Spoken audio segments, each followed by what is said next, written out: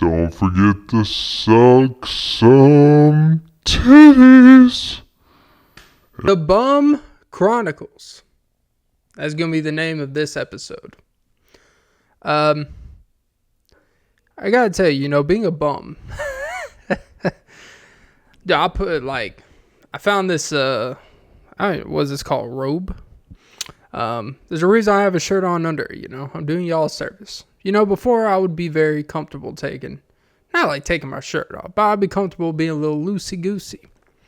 Being very Ocean's 11 style. But boys got titties and my balls smell. And being a bum, alright, look, I'm not literally a bum, but bum. It's we'll say when you put on some visceral fat,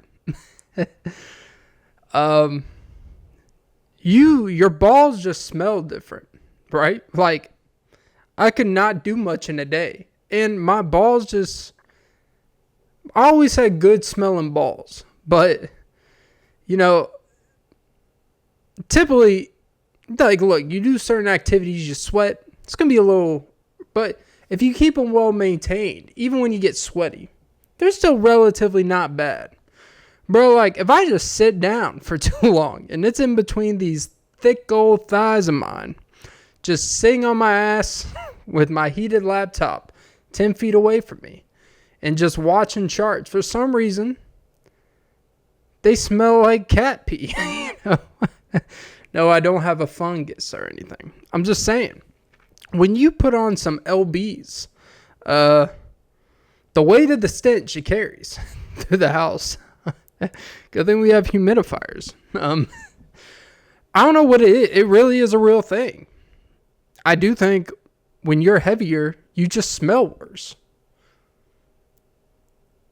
I don't know what it is, And I got good scented balls. I don't carry a, Christmas tree car scent on it, but you should probably think about it. But yeah, it's like those, I'm probably I think really those I think they call Mando, the ones that you deodorant for the whole body, which by the way, if you've only been putting deodorant on your armpits and not your back or anything for the longest time, you don't need to get a whole deodorant that's for the full body. Now, I'm not saying put these Old Spice on your ball sack, but, put on your lower back at least. Put on your chest. So, yeah. ASMR, The Bum Chronicles. That's what I'm going to name this episode, right? By the way, appreciate the recent uptick in viewership and listeners, It's pretty cool, I enjoy this kind of this new thing I can do. I don't do as many episodes, but I can do longer episodes. I can edit. My editing's not great. I'm not going to lie to you. It kind of looks like if clip art and word art was put, and I have a freaking state-of-the-art editing system, and here I am putting, copy and paste Google images. But you know what? You got to start somewhere. But yeah. Welcome to episode 337 of the Often Be Podcast with Clint Nelson. I'm your host, Clint Nelson. Don't forget to like, follow, comment, subscribe, hit the notification bell. Most important, ladies and gentlemen, don't forget to suck some titties. Yeah. Recording this on not March, Jesus Christ. That would be a long-ass banked episode. May 28th.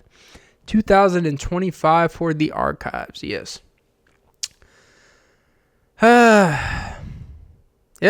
Great times out here. Yeah, bum. I really have had some thoughts about things. I wrote down some stuff in my notes, but it's fascinating to me. There's obviously this single mom epidemic in America specifically, but really, it's just more common you used to hear the stories about men in the 60s and 70s just going to get milk and never came back. And I came across a caller video, someone who called into the Dave Ramsey show. And I even wrote down the title so I didn't forget. And she called into the show. And the title was, "My boyfriend got me pregnant and left." She was with this man for, I think, 14 years. They already have a 12-year-old child together. And he got her pregnant again. And she was like 6 months along or whatever. And my first thing was, this dude took freeloading literally. Not to make fun of it, but it's funny. And I think the more interesting aspect of it is no one gives a fuck about the story, right?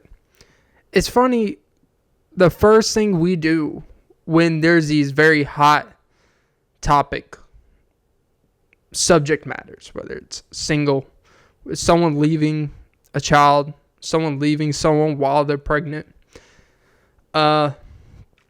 It's always about misogyny.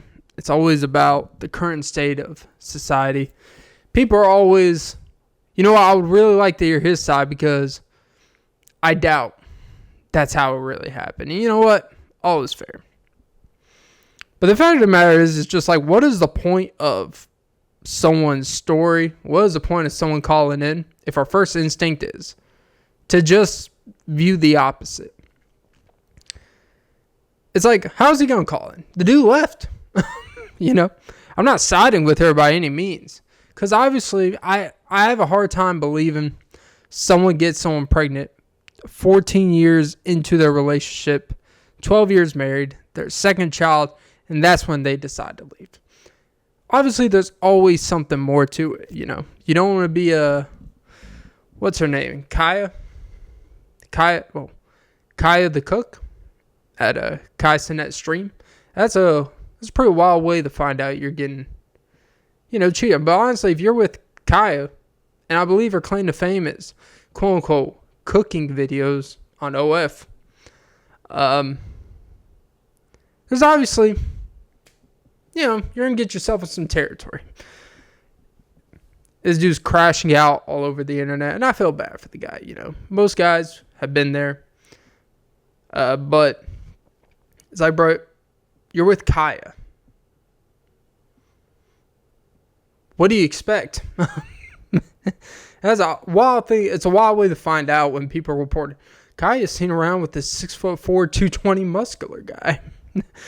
And this dude's, man, I can't believe this would happen to me. It's like, everyone believed it could happen to you except you, I guess. But yeah, not shading the guy. I feel bad for the young man. But, game on game. Speaking of game on game, I got to give you guys a recap of playoffs. The NBA playoffs, I'm not going to lie. I haven't been betting. I have been doing some quote-unquote prediction markets, which is basically betting. Which is, by the way, so stupid. How we can... I'm not going to talk about gambling and stuff like that. It just makes no sense how you can bet on individual players, stats, and stuff like that, or team wins. But we can't just do the full thing. We're basically doing it. All right? But near here nor there. I'm going to give my NBA update and some thoughts of mine. I watched the Pacers, the Knicks. I watched the Wolves and the Thunder. And I feel like I'm watching the same series. Like OKC and the Pacers play better as teams. They have a single guy that leads the team who sets up everything else. Now, they're Tyrese and Shea, the two different types of players, but if you really watch their singular impact when they're on the floor, what they take advantage of the defenses compared to when they're off the floor.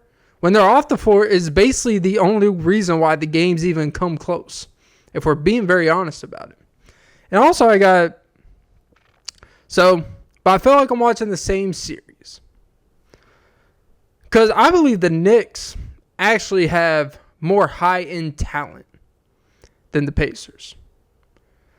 Like Jalen Brunson, Karl Anthony Towns. I'm not the biggest Karl Anthony Towns person, but it's hard to deny. He's at least a top 12, 15 player in this league. Jalen Brunson's, I think, at least a top 8 now from impact standpoint. You watch the Pacers like Halliburton.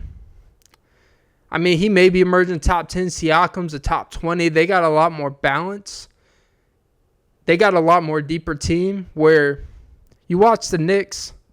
They're very top heavy, but it's weird because when Brunson's off the court, it actually feels like their offense runs a little bit better.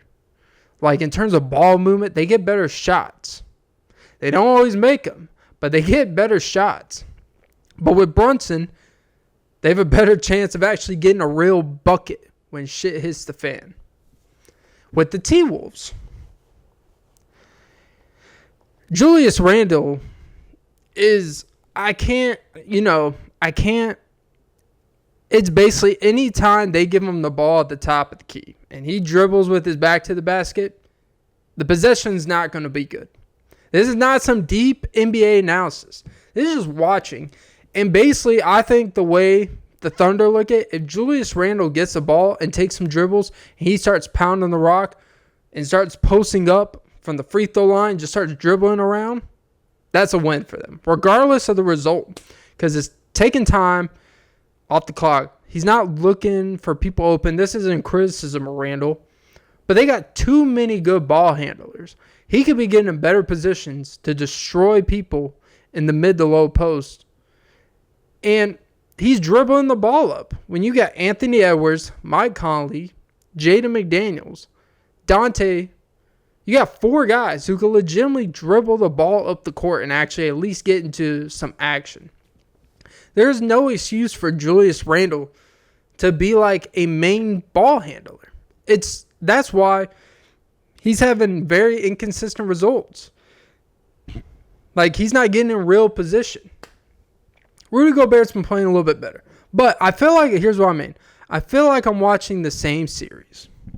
Because anytime the Knicks and the T-Wolves, like when the Pacers and the Thunder, they get like a 10 to 12 to 15 point comfortable lead. The T-Wolves and the Knicks will go on a run. They'll close it to like 7 or 5. And then the other team, they just respond with the instant bucket. It just, every time they don't capitalize on the other team's turnovers. They, like when they get that 5 to 7 point gap, when Tyrese or Shea's on the bench, for some reason they just can't take advantage of those moments. And they just do the turnovers at the worst times. They don't take advantage of opportunities. And they're just making errant passes, just throwing it at the rim or throwing it in the middle of the post when there's 4 defenders around there. I watched it like 3 times last night watching Game 4 of the Knicks and Pacers. It wasn't even Josh Hart's fault, but it felt like, for example, he'd be trying to throw a pass to Karl Anthony Towns or to someone down, and it would just be errant passes. And Josh Hart is legitimately like, here's a crazy take. I haven't been looking at stats or NBA rebounds. So I think pound for legitimate pound, like they do in boxing, like Floyd Mayweather, pound for pound, best fighter of all time, whatever. I think Josh Hart may pound for pound be the best rebounder in the NBA. Like, when he's around, I have more faith he's going to come down with a rebound more than anyone on the court. That's the crazy part. I don't care if there's a power forward or center on the Knicks, who averages 11 rebounds a game. I don't give a shit. Josh Hart, that dude just like, he's one of those players like he does not have to score. His impact from when he gets that rebound, pushes the ball, like that is their best offense right now. He's legitimately like one of them, and I haven't watched a whole lot of NBA past couple of years, but I've been aware of him. I didn't realize how like legitimately good he was and impactful he was. Like he's legitimately the heart of intensity on that Knicks team. But I'm watching the same game in 2 different series. And that's what I'm starting. And it's like these teams are much more quote unquote high in talent. But, like, to be honest, from the T-Wolves standpoint, Anthony Edwards, Julius Randle, like, they are two top. Anthony Edwards is probably top 6 or 7 player. Randle's at least a top 20, 25. You got Shea, and then Jalen Williams is emerging. I've been very impressed. Chet Holmgren, he's had some good games, but I'm going to be honest. If the T-Wolves are playing correctly, they could absolutely destroy him down low. Like, I don't understand why they don't just, when Chet's on Randle, post up Randle and just overpower his ass. Respectfully, I'm not trying to shame the guy for, looking like a Twizzler, but he's obviously very talented, but he's still not physically able to really hold up down there.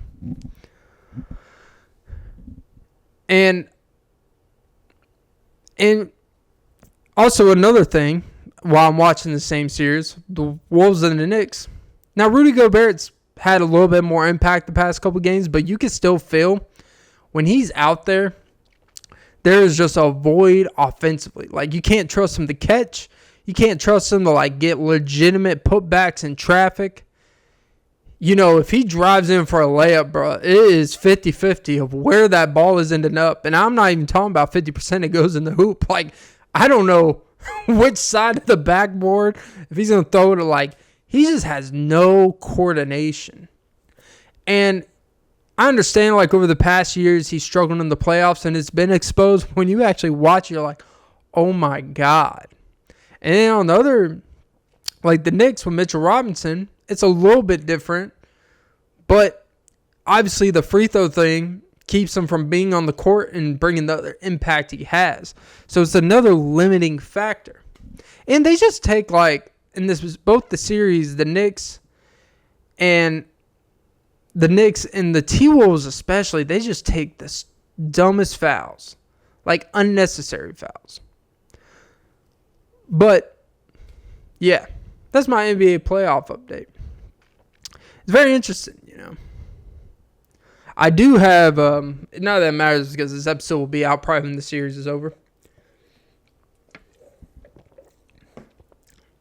I do have the T-Wolves winning the night for anyone that gives a shit. And also another thing.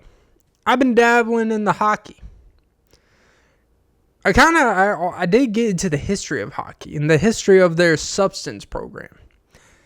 It's weird what promotes you in the algorithm of YouTube when you just watch hockey games on a completely different thing. It's amazing. Like, hey, you want to know about the cocaine list?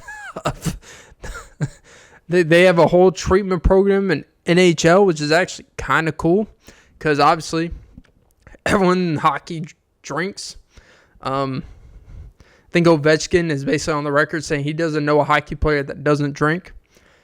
But back in the 80s and 90s, they had a very big painkiller, drugs, all the good stuff.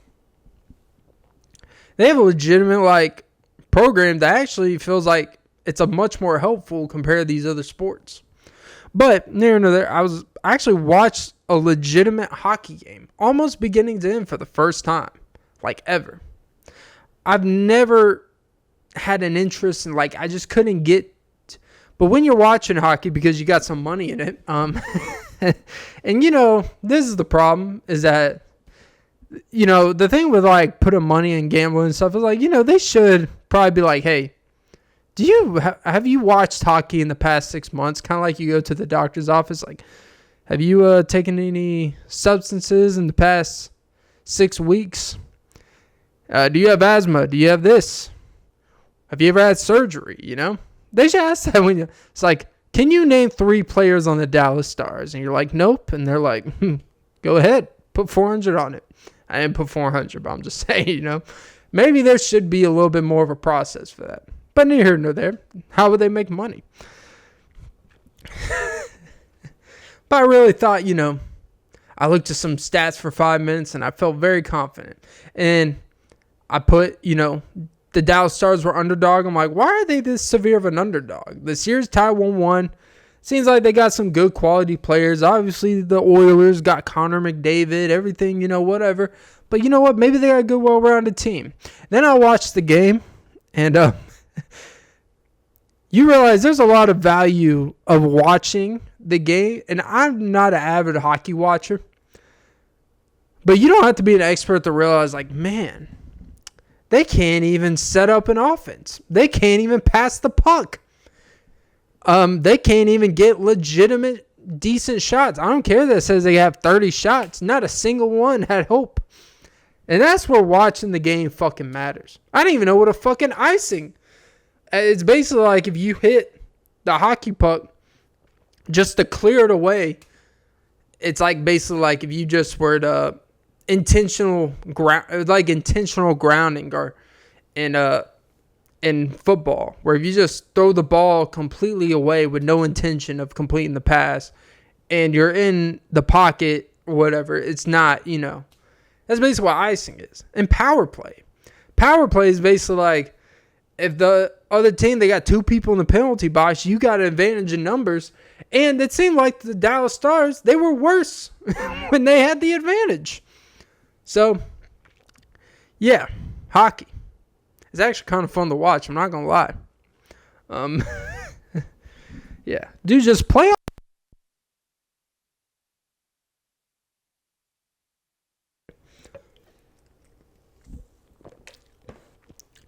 But just playoff intensity is real. And when I was watching the hockey game, they were all like, no, this is playoff hockey. I'm like, well, I don't know how else you would play hockey. You can't really ease up on hits. But goddamn, they were not giving a fuck. People are like, oh, hockey's gone soft, football soft. It's like, okay, you go out there. And all you're doing is seeing guys with fucking... Like, there was a guy, he got hit in the face with a puck. Yeah. I don't know, Good times. By the way, today's sponsor, hashtag not sponsor for legal purposes, is Bucked Up. Miami. I'm going to be honest with you. I do not really care for this drink. I do not care for tropical flavors.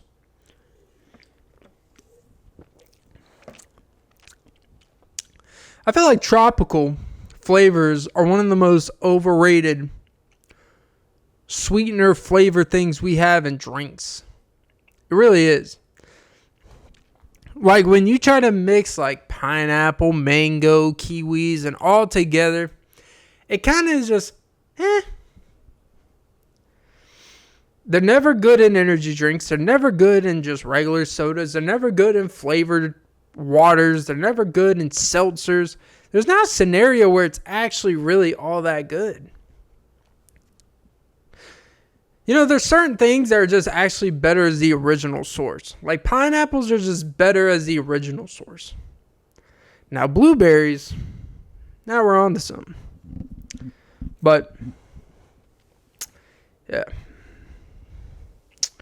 Yep. I've been watching a lot of...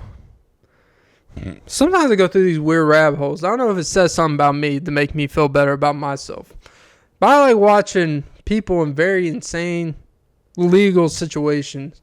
I like watching cop cam videos.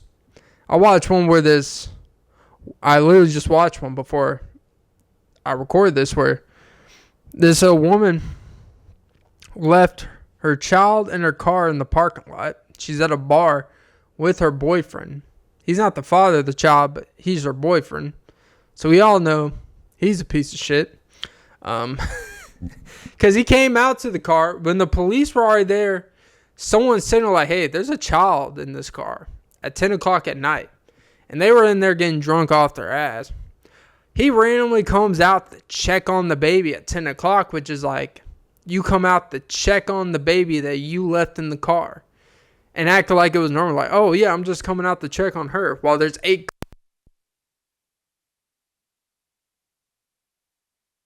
Like, hey, did you know that your tire's flat? Oh, I'll let her know. Hey, the baby in the car. Oh, yeah. No, don't worry about it. I'll let her know. And it just reminds me like, hey, you know what? I would never do that. I'm a piece of shit in a lot of ways, but I would never do that. I don't understand how people... Then there was another video where, This woman was pretty down on her luck. She was looking for emergency houses. She was staying at a motel, but I guess she went to H&R Block to file her taxes. She goes in the H&R Block and legitimately tries to sell her child to a tax associate. Like, hey, I heard I'll put it as a tax write-off. Well, imagine the negotiation you could try with that. Like, hey, if you take my child away, you follow her on their taxes, get some benefits. It's like, well, if they're so beneficial, you wouldn't be here. That's a wild negotiation type. Hey, just claim my child on your taxes. You will get the child tax credit. It's worth it. Unfortunately, that lady she took the child, she took it to the police, and then they actually had to investigate the woman that brought the child because the woman tried to sell the child. The one that actually tried to save the child and brought it, they had to question her like, hey, she's saying that you just took the child. And she's like, why the fuck would I kidnap a child and bring him to the police? But it's wild out here, man. It's tough. And you watch the woman, and I did, weirdly, it's hard to feel some empathy for someone that tried to sell their child. But in her mind, she's living in a motel. She's coming out of an abusive relationship. So she says she looks pretty rough. Like she has some dry lips. So, it's tough in those conditions. You feel like the world's against you. There's no way out. Like, the argument could be made, I'm not, obviously, selling your child's not the answer. But argument could be made. She legitimately was trying to think like there is no way, there is not a better situation out here for this child. Now it brings in the situation like, hey, probably shouldn't have had a child, if you weren't in a position. But the reality is, it's never a great time to bring a child into this world. That's what they all tell you. There's never a perfect time to bring a child into this world, so you just got to do it. And then you do it, and then the government's like, hey, why can't you take care of your child? And I've watched videos of them coming to people's houses, and they were reported for basically child neglect because their houses are just filthy, like mold, rat poop all over the floor, just terrible living conditions. And there's a common theme I've noticed among all these videos, and it is just people that when you look in their eyes, they've just like not even given up is not even the right word. It is people that are just like, look, no one's coming to help, so I don't want to fucking hear it. So they kind of have that defense like, what do you want me to do? I got no other options. Now, their personal accountability for if you can't take care of a child, maybe put up for adoption, but then you're shamed. You get an abortion, you're shamed. So I don't know what the answer is. Yeah, I don't know. I like watching this stuff to feel better about myself. It's obviously, but honestly, I do think the reason why I kind of gravitate towards these rabbit holes is kind of remind yourself that, man, this shit does happen.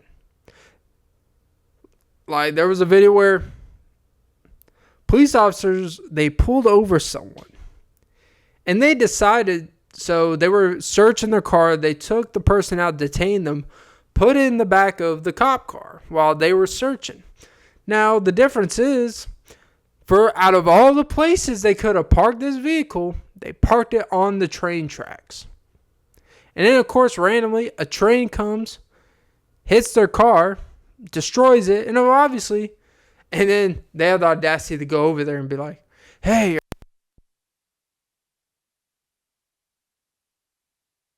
bullet train. And the worst part, they could not leave the vehicle. Even if they saw the train coming, they can't leave the car. It's locked. They're in handcuffs. They can't do nothing about it. All the places in the world they could have parked, they park on the train tracks. Like, if that doesn't look premeditated, I don't know what does, right? That's the crazy part. But it just goes to show, like, people in all positions of power are stupid.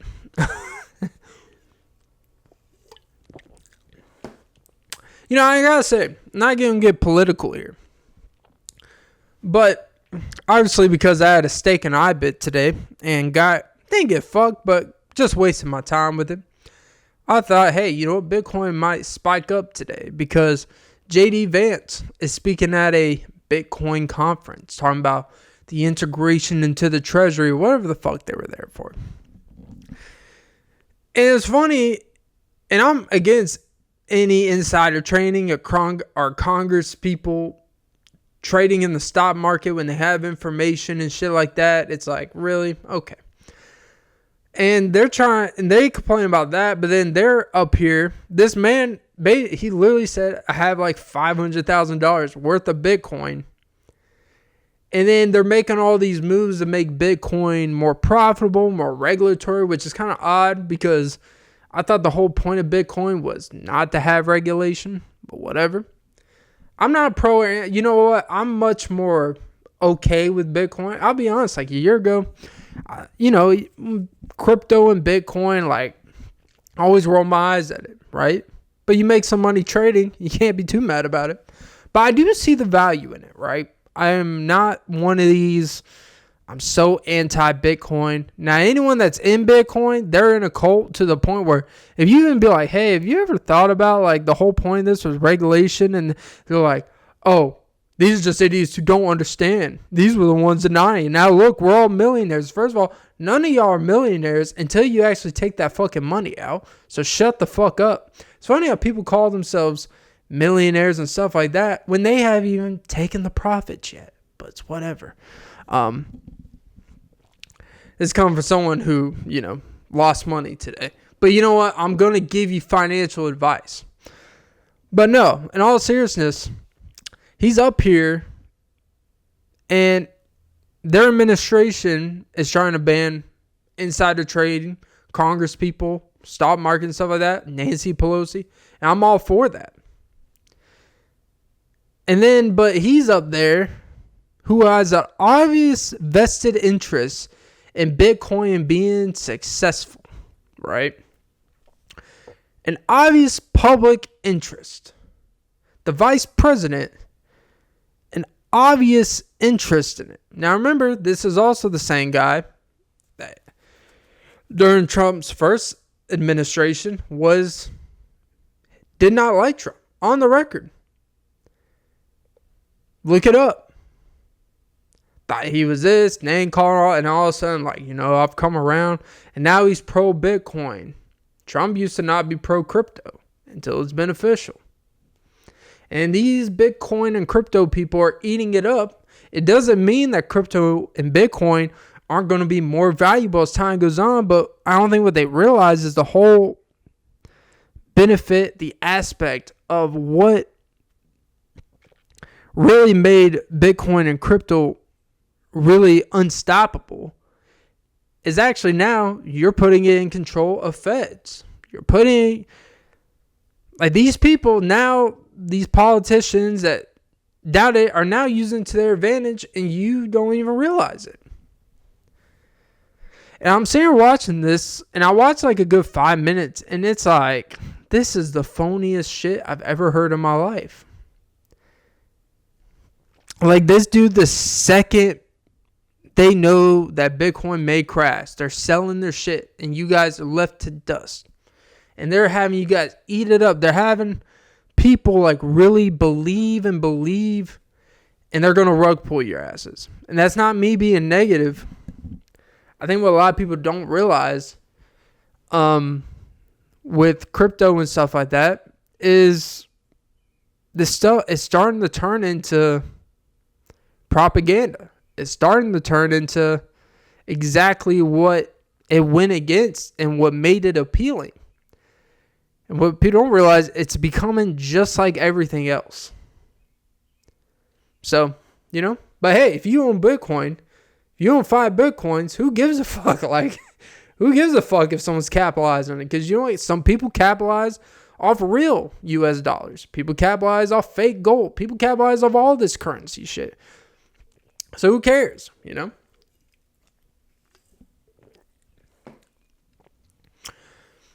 But yeah, no, I was just watching it.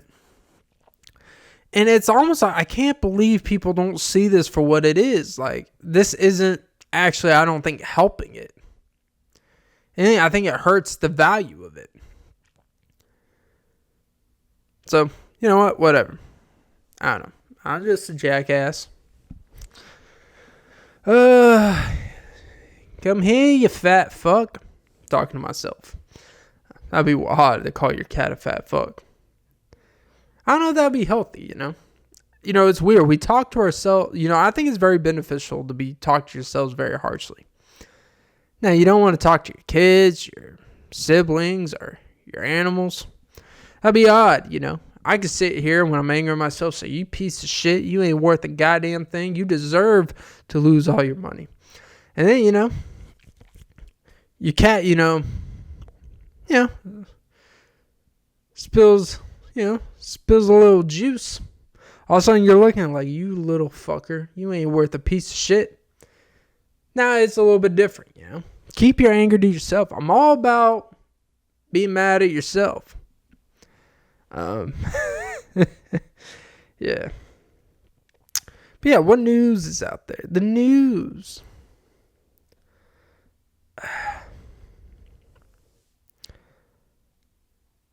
So one thing, buying time here.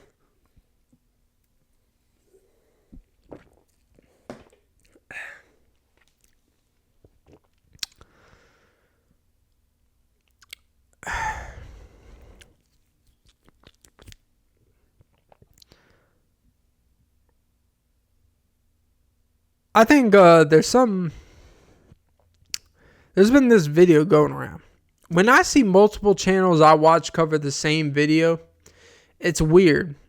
It reminds me, it kind of like when you watch related content, it just shows like your algorithm, whatever you watch is the same thing that the people you watch, they watch, and then the people they watch. And that's how these algorithms keep everyone in their secluded bubble. Because it's literally like, I'll watch one channel, I'll watch Jack Morgan cover video, then Legion of Men cover the same video a day or two later about the same 67-year-old guy who works at Home Depot, retired, and then had to get a part-time job because Social Security didn't cover it, and he talks about it. And he never shades Home Depot or talks about it. It's more just what you realize about what happens when you get to that age and you don't have enough money to live off of the stuff they told you your whole life. Social Security this, and 401k this. And you realize it's not enough to live off. And all these videos that cover it, you know, one's more empathetic, the other's more harsh. Like, you don't want to be like this guy. This is why you need to worry about it when you're 22 instead of waiting till you're 50 and try to start shit, you know?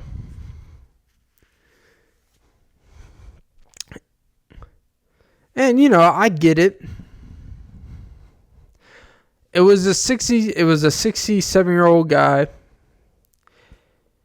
He was in the parking lot, and he just made a video talking about, you know, how, you know, the realities of it, you know. It's kind of, you're too late to really start a business. You're too late to really do your own thing. You don't have the energy, the mental space, the physicality, the health to really put all your time and energy with lack of sleep into stuff that it takes for it to take years to grow. So you're kind of at the age where it's like you have to live with the fruits of your labor or your situation, even if you tried, you know, even if you tried your whole life and then circumstances came up, health issues, family issues you had to take care of. And it set you back, and then you're in a situation where you have to do things you don't want to do at the age of 60. And you can't really live off of what you thought you could live off of due to inflation, just circumstances, right?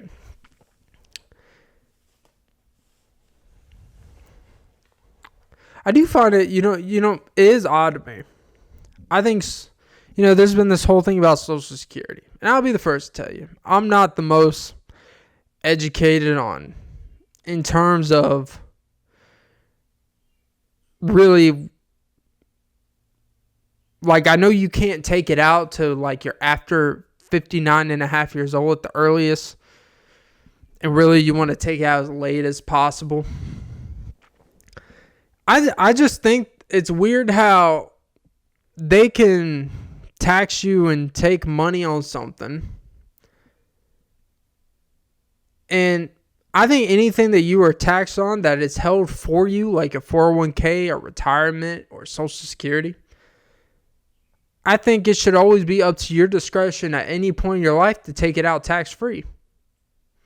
Because that was your money to put into something. Like, when I'm 38 years old, let's say I have like $400,000 in my Social Security, right? Like, that is my money that could have been paid to me throughout my life, but you guys want to put in a fund when really what it is it's like retirement, 401k, stock. The reason why they have it is so they can use it to continuously make more money. That's all it's for. They don't give a fuck if they're not there to store your security, to make sure that you're not being irrational. It's for them to use. It's like your money in the bank. What value does your bank have of holding your money when they're not charging you fees or anything like that? It's because if you have your money in the bank, they can use that money to loan out money, to make more money, invest in more shit. That's what it's there for. And they just recuperate it back, get the dividends, blah, blah, blah. Boring shit. I just feel like anything that is taxed out of you over time. Now, state and stuff like that, like, all right, fine. We all have to give tax to the government, and we just have to accept we're getting fucked. But Social Security, if we can access that at the age of 64, what if you could have taken it out at 38? Well, you could have took half of it out. Let's say you could have took $200K out. You could have used a certain amount of money to put a down payment on a house. You could have paid off debt with it. You could have used that money to invest or grow more over time. But they're going to tell you, nah, you can't do that with your own money. You're not allowed to touch your own money until you get to an age where really money after 60 and 70 is really just used to prevent you from dying faster, When you really think about it, for most people, unless you're fucking the liver king who's probably going to die at 50 anyways, unless you're Brian Johnson who wants to look like a vampire, which is odd that he actually looks older, not younger, but whatever.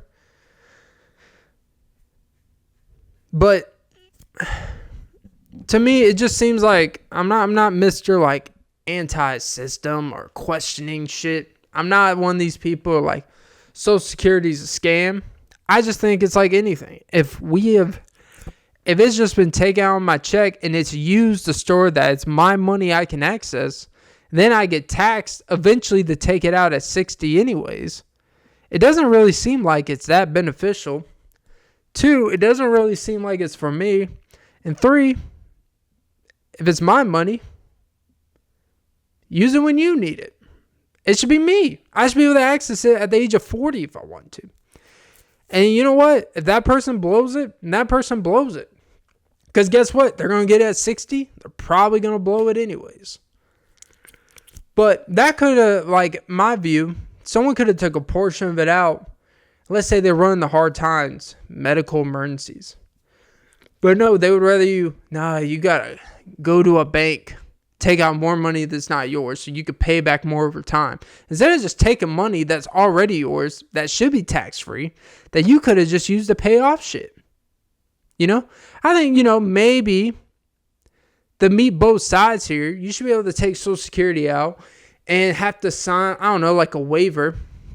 Have to, I would say it has to be approved, but then they're not going to approve shit. But like, you just have to display your reason, and then once you take it out, you can't put any of it back in or something like that. You know, maybe that's something. It's got to work both ways, but we wouldn't have that much. Like, more people, if you've worked for 15, 20 years, like, if you were to hit homelessness or hit a rough patch in your life, a lot of people could take some Social Security out and use that to help out, get ahead, afford something better maybe.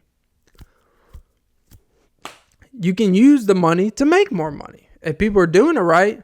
But nah, maybe it's because they don't want us to have leverage.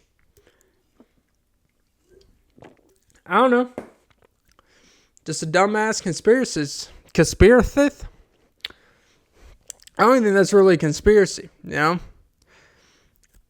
I'm not going to sit here and say like Social Security is complete fraud. I'm not too educated on it. But as a person I realize the percentage of tax, and I realize how long I've been working. And I know I got a good amount of money in Social Security. Plus, they match a certain percentage, I believe, too. Like, that's a nice chunk of change. That ain't nothing. I should be able to take that out, go to the casino, put it all on black. Like the one guy, you know. This man took his whole life retirement, every single dollar in his savings account. He went to Las Vegas and he put it all on black. And I think the sad part about it was, I don't know if it was 100% true or not, if he would have lost it, he would have jumped off. And I think that's what they were worried about. They actually didn't want him. You know, it's fucked up when the casino's like, actually, we don't want you to do this. You know, they're ready to take your money at all costs. And even they're looking at you like, hey, man, we don't want to be responsible for you jumping off because we know what this results to. And luckily he won. But that's the weird part. Like, if he really wanted to actually, you know, get rid of himself, I still think even after he won the money, he probably still had the urge to, you know. I don't want to get in the guy's mind. But I feel like when people when people are just completely like, fuck it. And, you know, you hear about the stories, and I can understand how someone could go down. Some people feel like money is not important at a certain point. They made a lot of money, and they're just like, bro, I'm just going to blow through all this shit, and once I'm out of money, just call it. Because what's the point? Like that, I mean, I wouldn't get rid of myself, but what I would say is like if I'm 55 years old, let's be honest, if I'm 55 years old, don't have kids or a wife or anything like that, and I just have like, let's just be conservative here. Let's just say I have like $150K in my account, you know? And let's just say like, you know what? My quality of life's not great. I'm fat as fuck. Can't breathe. I'm a degenerate gambler. You know, I'm not going to blow it all in one day, but I might just be like, you know what? I'm going to enjoy wherever this takes me. Because my life's not any better with this 150K. So I might as well try to turn in the 300. That's the rationalization. I might as well just put it all on the video on earnings and just say, fuck it.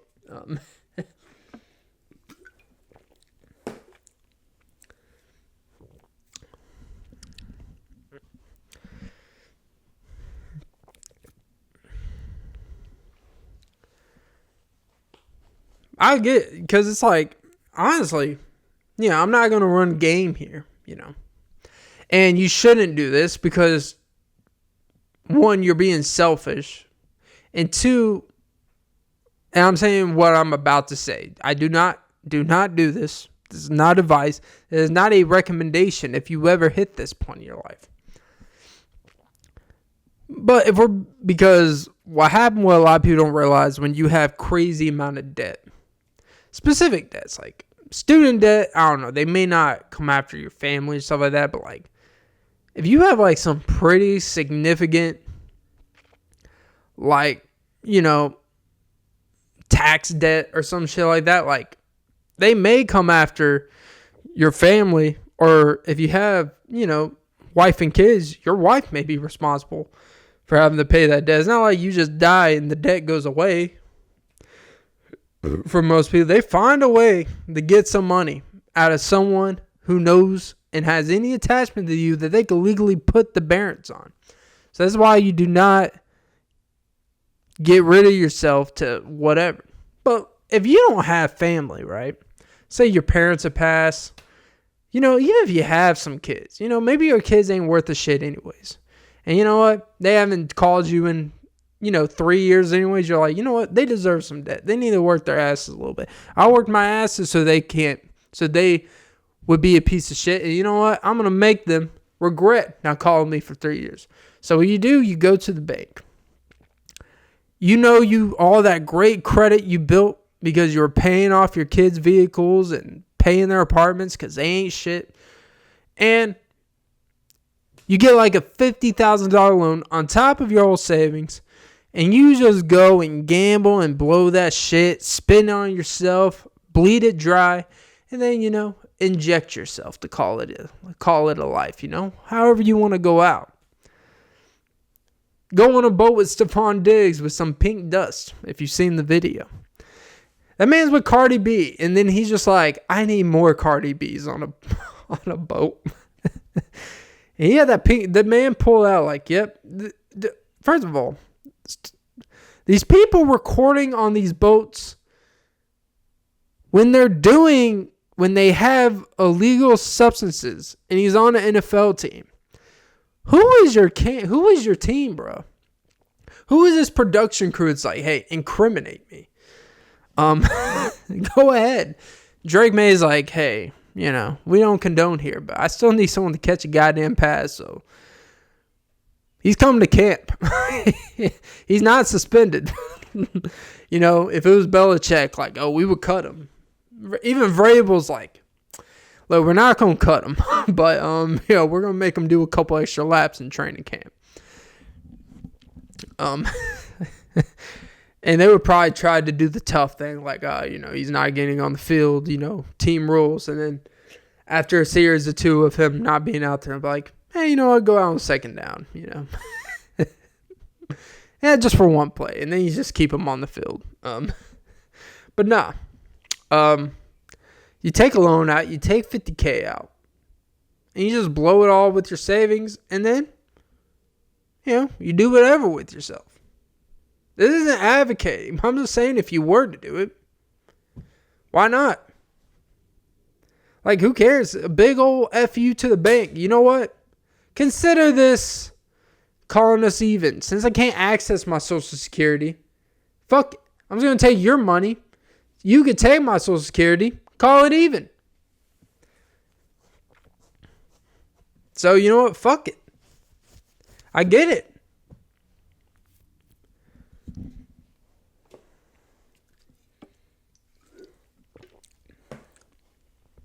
Everyone wants to live in a capitalist society until the capitalists get capitalized.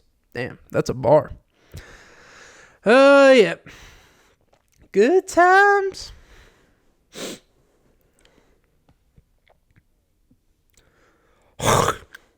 Ooh, mucus.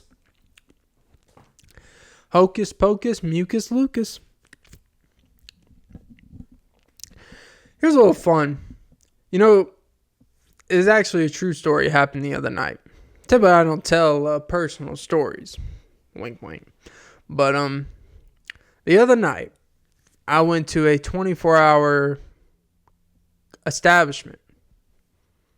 Actually, that sounded real sketchy. I went to a coffee shop. It sounded like I went to like some, club, if you know what I mean. The Poppin' Club seltzers. Poppin' booties. No, I went to a coffee shop to work on some stuff. It was late at night, 24 hours. And it's the weirdest thing, right? And I even talked about this person I ran into. I have not been to this place in probably at least half a year. And it's not far away from me. There's another location that's closer. I typically don't stay up that late. for various reasons, I haven't been to this location in like over half a year. Randomly one night, because I knew I needed to work on some stuff pretty late. They're open later, so I went there, got settled in, blah, blah, blah. About like 45 minutes, an hour after I'm there, another guy comes in. He sits not too far away from me. He has a computer, kind of doing his own thing. We don't say nothing. He gets my attention, and we just kind of converse. He asks, what am I working on? I show him, and he does some editing too. He has a YouTube channel. He does vlogging.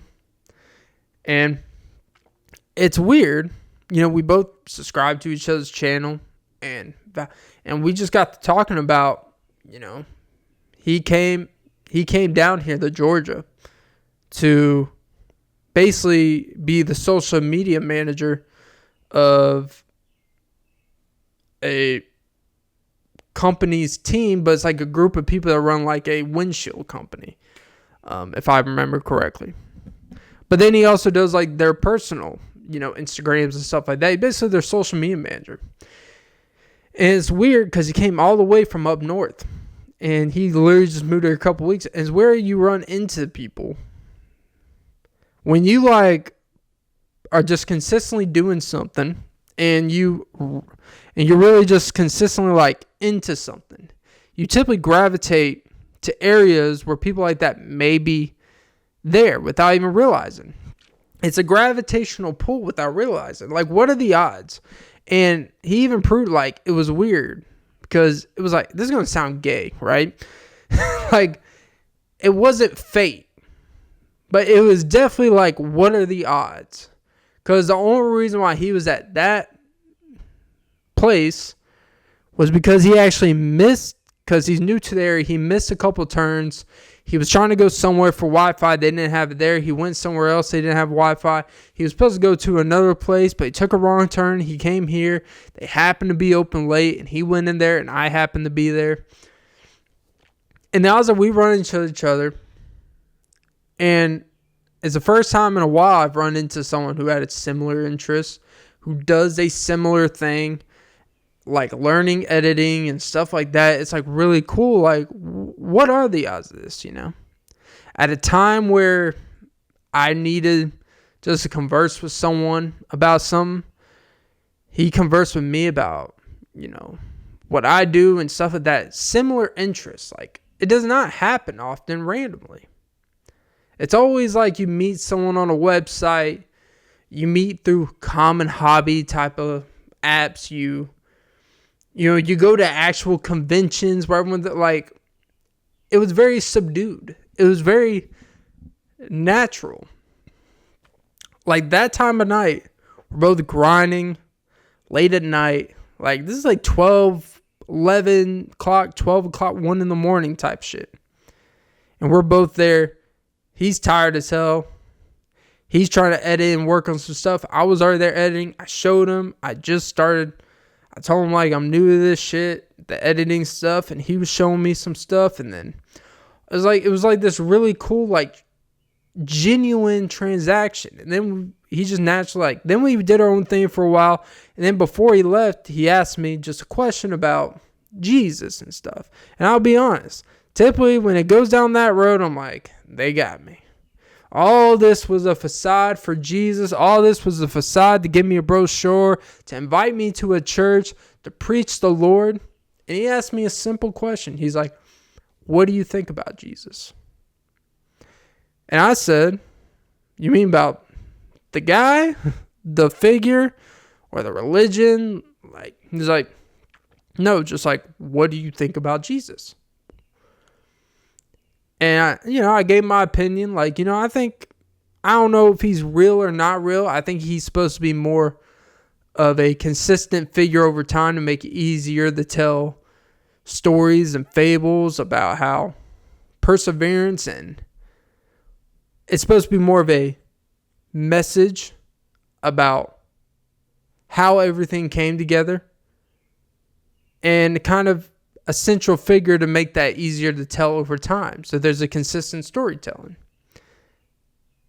And he didn't fight back or nothing. He just said, that's really interesting. And he started telling me a story about his friends and religion and how they're deep into God. And he's like, he's religious, but he's not like that like hardcore into it. And it was the first time in a very long time that someone asked me about religion and Jesus. And I genuinely felt they weren't judging. I genuinely felt they were actually listening to what I was saying. And they were legitimately curious. And they didn't ask with the intention of spewing, I don't want to say it, but they didn't have the intention of spewing just their beliefs and why I'm wrong for thinking that. And only thing he says, like, all, like, you know, we went down the open-minded route and all this stuff. And it was the first time, like, I was actually not turned off by it. It actually felt genuine of, he was actually just curious about me and, like, what I do, trying to find a commonality, see if there's a connection in that aspect and what we do. And, you know, he actually had, like, a balanced view about it. And that it was really, like, cool because it was unexpected. Two people have similar interests.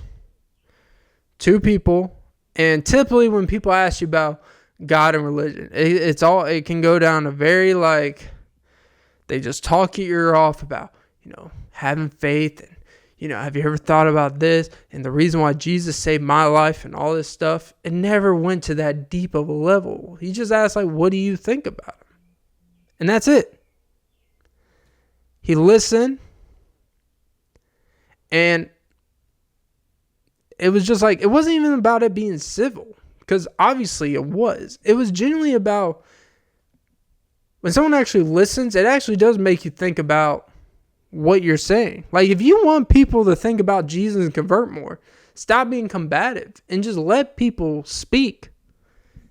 You know? It's a crazy thought.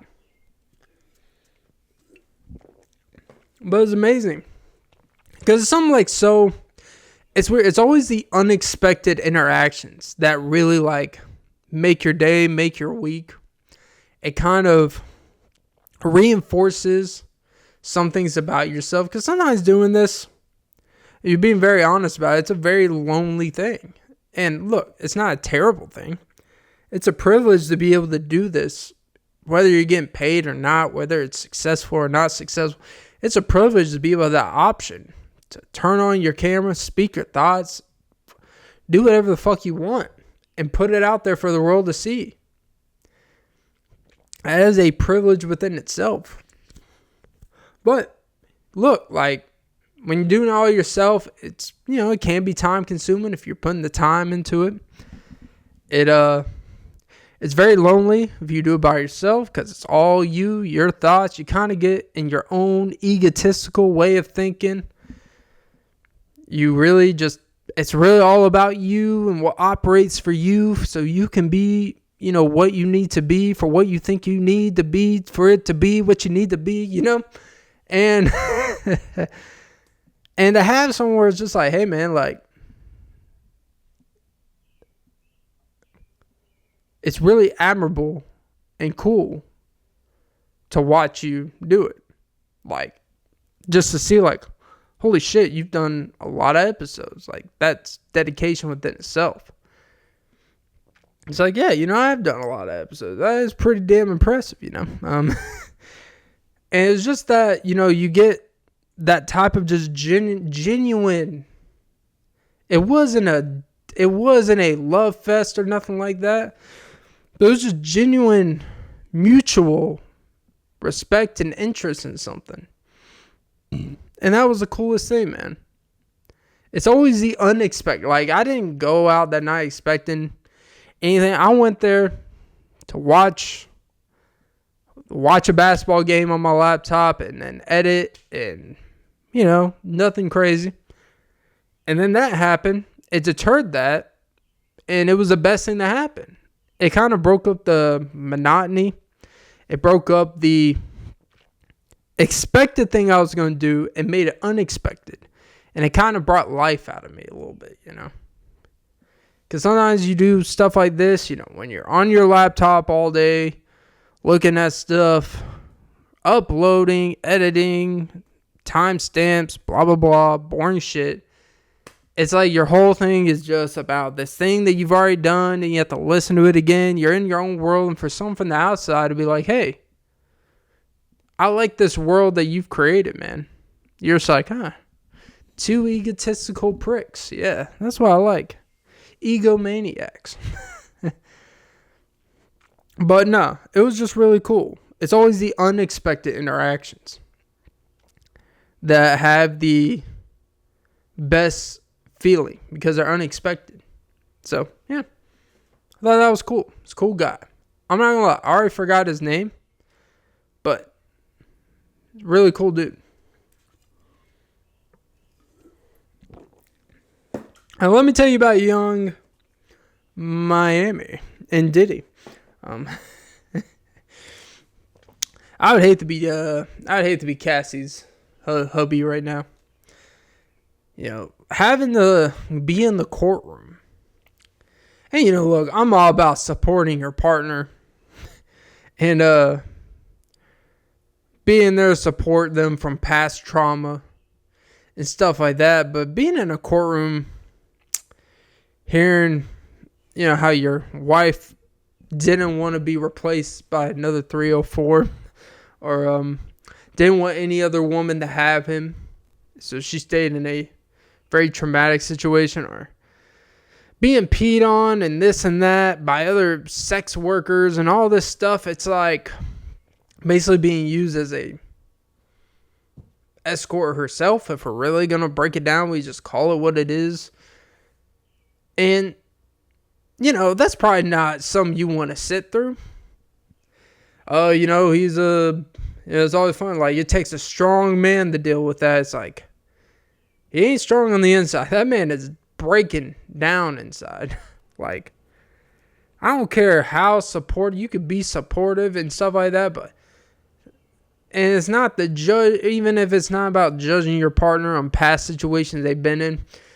But no one wants to be in a courtroom and hear everything, man. Sometimes it's best not to know everything. You know? Unfortunately, in this situation, even if he's not in a courtroom, he's going to hear it because it's such a public situation. But, like, if I was in a situation, right? Even if I was a victim of a situation where I was taken advantage of, whatever, I would not want my partner to sit there and hear all that stuff. Like, that's putting trauma on them, on stuff I've already dealt with, so I'm just spreading the trauma. It's kind of you're kind of spreading what you trying to go against. You're just enhancing the experience for everyone. And, you know, maybe I'm just a weak man. You know, maybe that's just not something I would want to sit through. But it's hard. Oh, your fragile ego. It's like if you sat in a courtroom and just listened to your partner and every crazy, intense experience they've had, that would be pretty much. Like, because for most people, what your partner tells you about very traumatic situations, they typically don't tell you everything. And there's a reason. Because it might be just too much. And is it really necessary? Like, you told me we told each other what we need to know. But, like, does every little detail matter? Most time, not really. Sometimes you don't need to know everything about everything. It's more harmful than good. It's like the government, you know? We always say we want full transparency. We want these files exposed. We want this CIA investigation exposed, Epstein, all this stuff. We say we do, but do we really? Like, it doesn't, for a lot of time, it doesn't really push anything forward. Now, certain situations, it exposes the bad people, where even if they can't be criminally vindicated in the public eye, they will always be shunned, and we could punish them publicly with opportunities, right? But reality saying everything. Like, there probably is a lot of good intentions behind this declassified stuff. I'm not talking about Epstein stuff, but like, if they really told us the extent of wildlife nature, or what's really under the sea, or if mermaids are real, or Bigfoot, or aliens, like lizard people, if they really told us everything, I think people would walk around in such fear.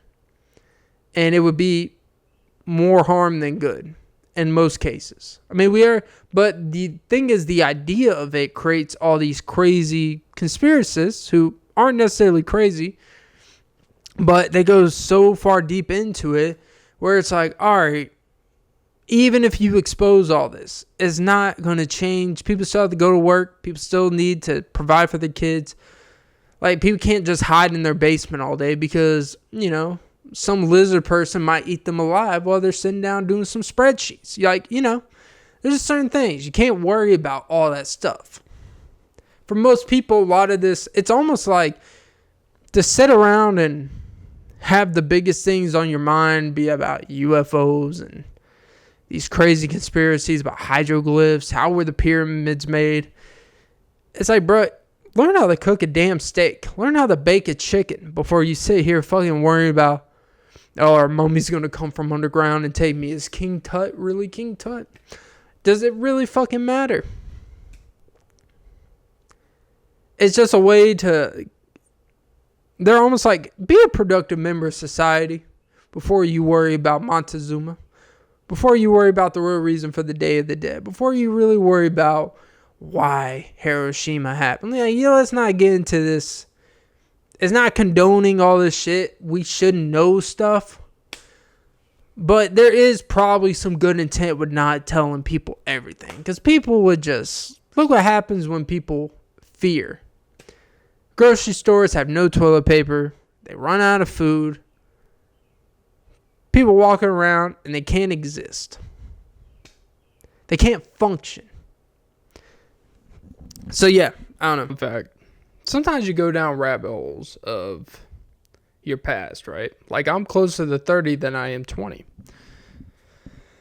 I'm not someone that likes to live in the past or do none of that stuff. But,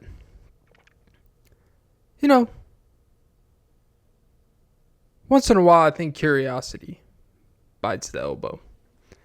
And I discovered that I had some classmates in senior year, and they do podcasts now, right? It's odd. Like, sometimes you think that when you do something that's kind of looked upon, not necessarily frowned upon, but there's obviously a lot of judgment for people that do this, and if it's not quote unquote successful at that point in time. And you really kind of live in an insular world where you really feel like you're the only one that's trying to do something cool, And you realize now when people say that everyone is trying to do a podcast, they're not complaining. They're not lying. But actually, I happened to come across a podcast, and it's with an old classmate of mine. I had no clue he did it. He does one with a friend. They review movies. And I actually listened last night when I was going to sleep. And I actually really liked it. It was like a really good quality, good podcast. And it kind of speaks to, we know the big ones. We know the ones that are in the top 100 list, the ones that get pushed on us, the ones that show up in everyone's algorithm no matter how much they never click on the videos. You get pushed on enough, you're going to fucking click it. And I randomly came across this. I'm like, that guy looks familiar.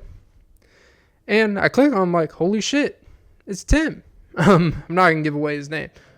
I'm not really I never really knew the guy like that. We were never close friends or nothing like that. But it's kind of weird how common interests can come between people that never really hung out, were friends, or cool. He may not even remember me like that. But it's really cool because it's like it's almost when you listen to a podcast of someone that you went to school with 10 years later, it's almost like you've grown through life with that person without knowing anything about their life. Like you could pick up tidbits of, them becoming a father, their situations. They were reviewing a movie called, the Think Like a Man movie. Him, his co-host, and they had a guest on there. Let's just say she blew it out of the water. It's a compliment.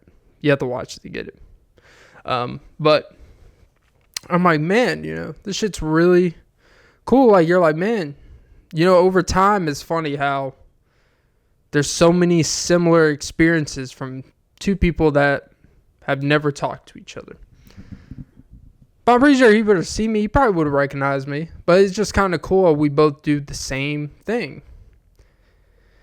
And we're two completely different. Like, he was a really cool, down to earth. Like, he just seemed like a genuine, nice dude. And I was just kind of this socially to myself person.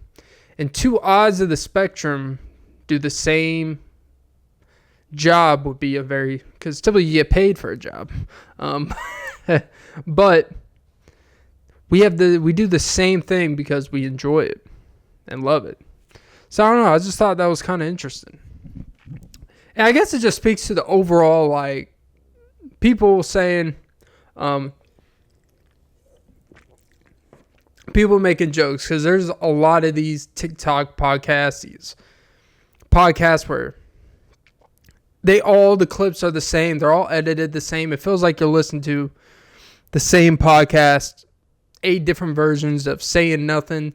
They add the same sound effects, the same switches, the same text to grab everyone's attention. And it feels like every clip is the same, where you can't even distinguish a personality. It really feels like podcasting has turned from getting involved in the personality of someone into really just sinking into the conversation that you're listening to, or sinking into the vibe. Some people listen to stuff for information. Some people listen for entertainment. Some people listen to just escape. Some people because they feel a common connection spiritually. Some because they want some divisiveness. Everyone has their different reasons. But there's a real life attachment that you feel towards that. Where now it feels like when I get pushed clips from shows or podcasts or whatever, like, it feels like everyone's doing the same editing, right? And it takes skill. Like, it's much more skill than I have editing. But the thing is, it becomes so saturated, it feels like you're just listening to the same stuff over and over. And that's kind of the issue when everything has been cut up to just 30-second clips, 5-minute clips, at most 10 minutes. That we become more attached to the spectacle. We become more attached to a style of what we're seeing more than actually what we're feeling and hearing, right? It's kind of like, it's weird. The beauty of podcasting before, of listening to podcasts, was you could just fall into your feminine side. You just, it's about what you feel, how it makes you feel, Now it's just, what do my eyes see? Tits, yellow font, sound effects, boom, buzzwords. And there's no real in-depth feeling anymore. But, and it's nice to just have, like, podcasts on your small level, and they're actually good quality shows. A lot of these smaller shows are better than these big ones that get pushed. Like, it feels like a lot of things that get pushed, if they weren't part of a network that could have the networking and advertisement and algorithm, like people that's job is to know every little thing to push an algorithm. Like, I didn't know Alex Cooper had a podcast network, the Call Her Daddy Girl. There's been this big thing. I should have wrote this down. But I think it's a Sophia Wood. Something like that. But it is these podcasts that it's just the same bland white woman.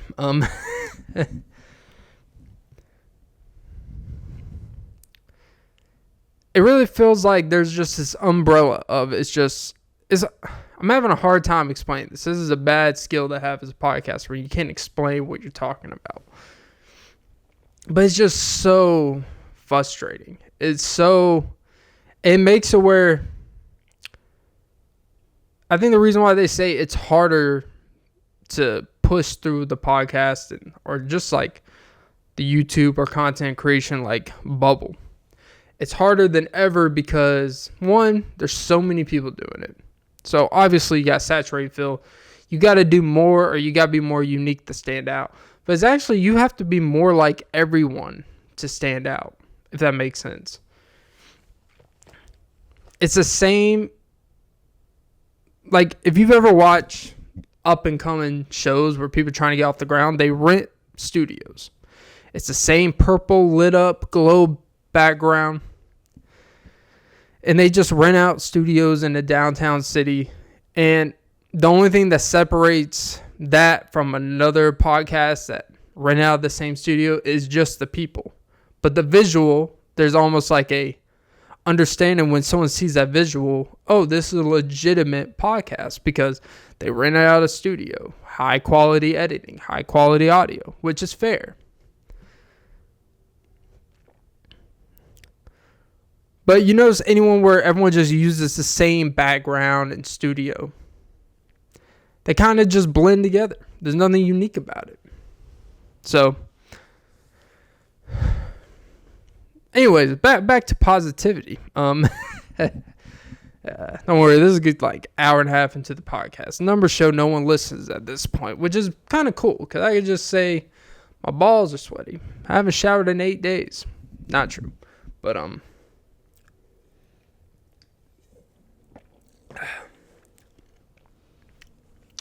But yeah, to me, I was just, it was just cool. It's nice, like, when you remember going to school with someone or just being in proximity to someone and not having anything in common or nothing like that, no connection. And then years later, you see them from afar, and you're like, wow, we do the same thing. That's, like, really cool. So, I don't know. Here's your thought of the day. Speaking of thoughts, Stefon Diggs on a boat. A lot of thoughts.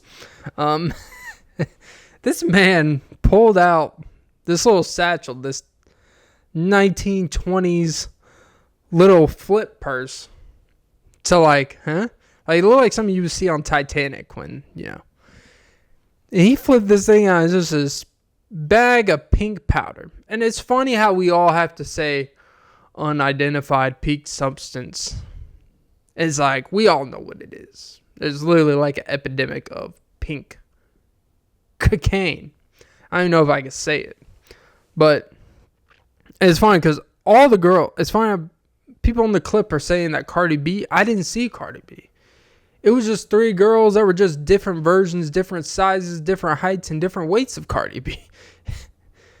And then Offset's like, oh, I see. I need child support. Like, you saw the videos like, I don't care you with this guy. I need child support.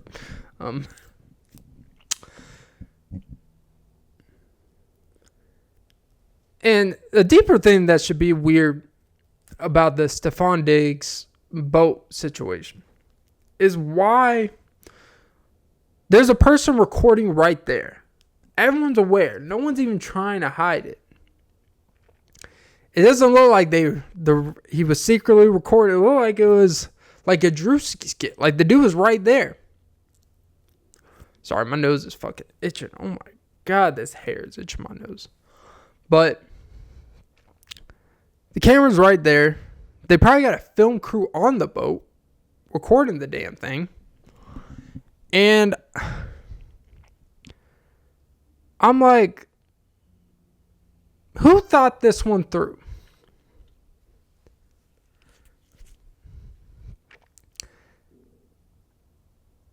It's funny how when these things happen, everyone digs through stuff in the past. Now everyone's digging up to when he was on the Vikings. Everyone in the locker room, they had a little viral video go out where the media team went around asking, who on the team would you not want to date your daughter or your sister?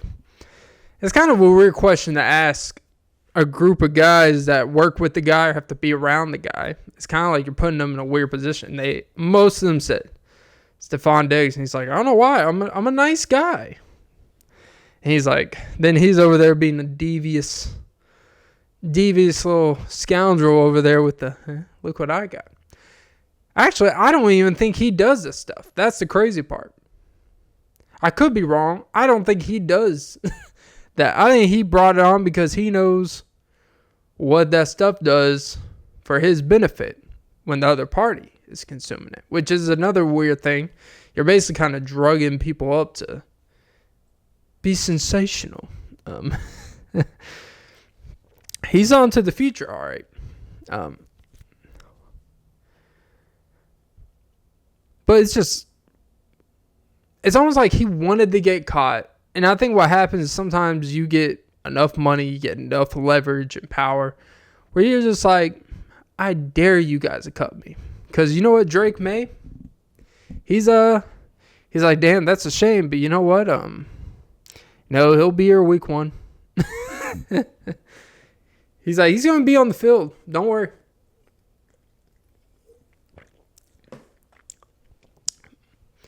But yeah.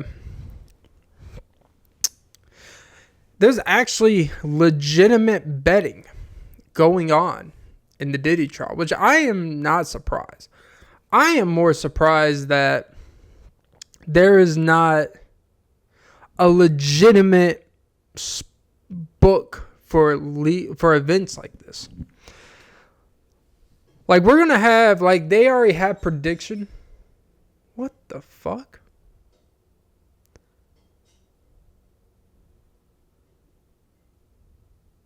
What the actual fuck was that?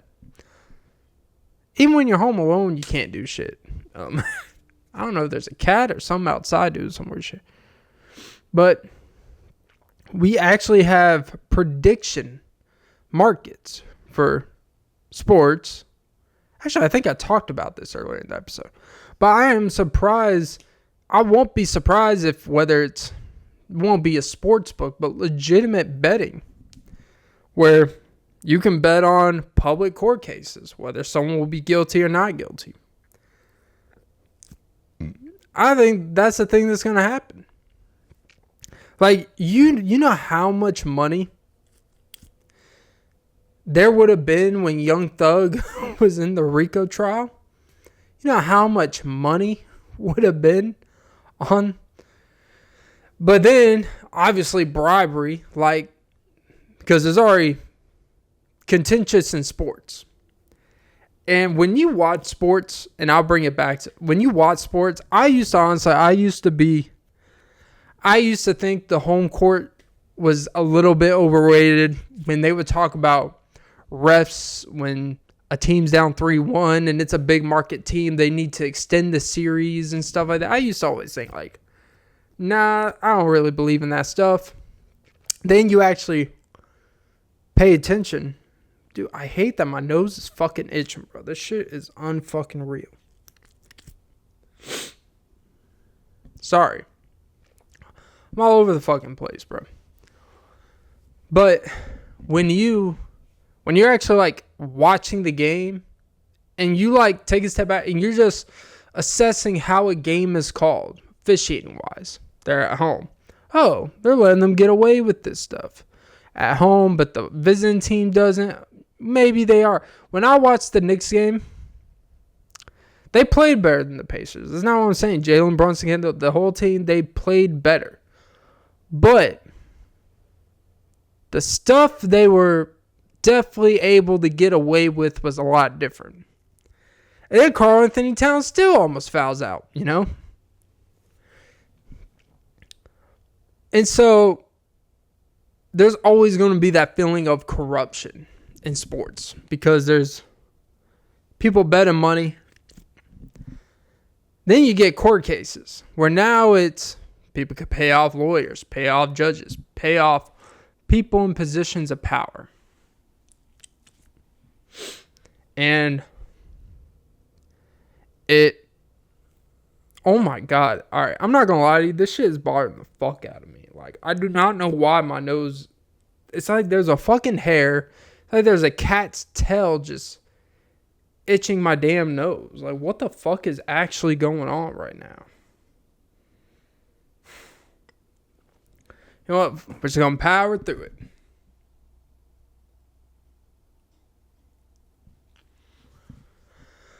Sorry about that. I had to cut some of that out.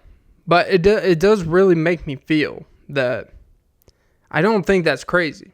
Maybe it does exist. I mean, like, where it could legally place in a sports book, be placed in a legitimate, whatever they call it, you know, a bookie. Like, I think this stuff is closer to being real than not, like, legally. Because our whole system is a joke. The justice system, it's a joke. Trials, they're jokes. It's always weird when you go online and there's legitimate judges who we're not even sure are certified judges, if we're going to be honest. They have whole fake little Judge Joe Brown shows, Judge Judy type of shows, but now it's like more independent on YouTube. And they have like these fake little courtrooms. These people come in with real problems, and the whole thing is just about, it's not about really getting down to the problem. It's literally for entertainment, which is fine. But when you just make a public mockery of the justice system and we hide it behind this, you know, it makes it where it kind of teaches, it shows people from a young age that if it's interesting and entertaining enough, your life is someone else's entertainment at your worst moments. So,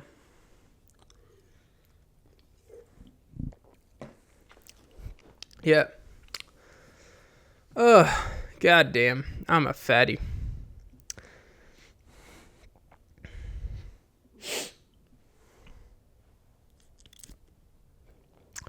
Yeah, you know, I had a good trading day today. Really good, actually. I made profit. But it almost feels worse than when you just have a bad losing day. Because then you look at what happened with the trades I had, and I could have legitimately made like $300 to $400 more than what I actually made in profit. And you don't want to beat yourself up over it. I'll connect it to something important where you want to take what's there, especially with it being Friday, the end of the week. Everything's kind of useless at the end of the day, so you want to try to take profit, go about your day. Fridays could typically be a whole lot of nothing a lot of days. Like, it could be almost like nothing happening most days. You hold on to stuff and it's barely profitable or whatever. But it's more along the lines of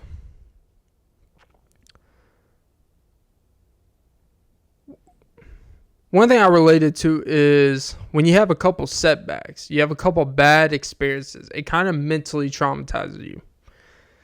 To where instead of trusting the process and trusting that the end game, there's going to be a few hiccups along the day of things spiking up or going down or whatever. Not trusting your process of what you believe will happen based off analysis. And you overreact and you take profit and you don't maximize your profit. It's like if you were to train for a marathon for 3 months, right? Let's say after you're on a good track, you're doing the right track. After 3 weeks, you start getting some splinters at the bottom of your feet. So you, instead of taking a few days off doing treatment, easing your way back in and just relaxing, trusting what you're doing, you overreact. You take 2 weeks off and you think you need more rest than you do. You completely disconnect from it. And then now you're a week behind your training while everyone's getting ahead. And then instead of just accepting that, you know what, I need to start from scratch, give myself more time because of the situation I put myself in, you try to go all in with 3 weeks left till the marathon to just start running 30 miles a day. No proper footwear. You just go all in, full intensity, no planning, because you just want to try to make up for the time you lost. So you take your profits in trading, and then you decide, like, well, shit, I got out to it. I'm going to get back in and try to get more. And you're getting in at bad points or not the greatest points. You may get some profit, but you're not going to get as much. You're going to hold on too long. Then it's going to pull back. You're going to overreact, take profit. Then it goes back in the direction you want. And then you hate yourself more. And it really is. It's that fine line of you just got to accept that because you get screwed over a few times in this market, news comes out, you get completely washed. Like you go, I remember there was one day, it was going in my direction. I'm like, at the end of the day, this shit's going to be so damn profitable. I went to the gym. I didn't even look at it. I get to the locker room. I'm switching clothes. I'm thinking, all right, it's at least going to be in a relatively decent place. I look at my phone, and it went from being, I was up like $120 before I went into my workout, and I was down $150 in that position. Because there was some news that came out about the overall market, everything tanked or whatever. And so you kind of you have a couple of situations, you try to take every bit of piece out of money you can. And when you have a smaller account and you're trying to build it up, you don't want to stay in positions and it becomes nothing. And you lose money. But you also need to maximize because you don't want to use more money to make more money. You want to maximize the money you use. The point I'm trying to make is trading is really like anything that takes time. You got to be okay with you know what? It's not about getting first place every day. It's just about still being able to race. That's half the battle. You want to keep yourself in the game, take your profits, position yourself where you get up enough in the day, then you take that one position that you really feel confident in and let it run. No pun intended.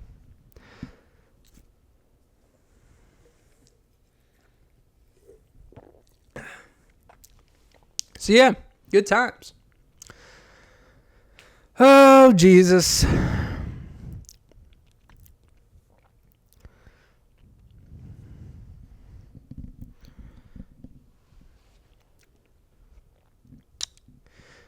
Taylor Swift apparently owns all of her music now. I don't know if it's 100% true, but it came out. Taylor Swift is a fascinating study of, I think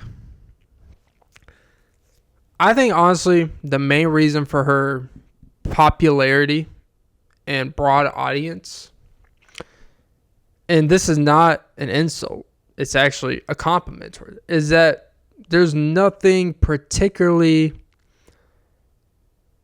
special about when you listen to her music. But because she's not the greatest guitar player you've ever heard, because she's not the greatest dancer, because she doesn't have, a Patti LaBelle voice or even like a, Alanis Morissette. That's a weird ass comparison.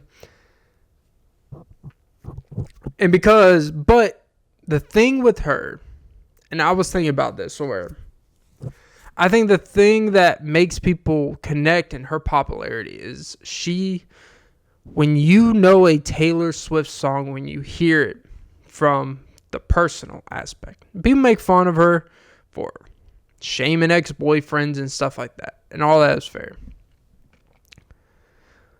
But every time she sings a song, you can feel that from her.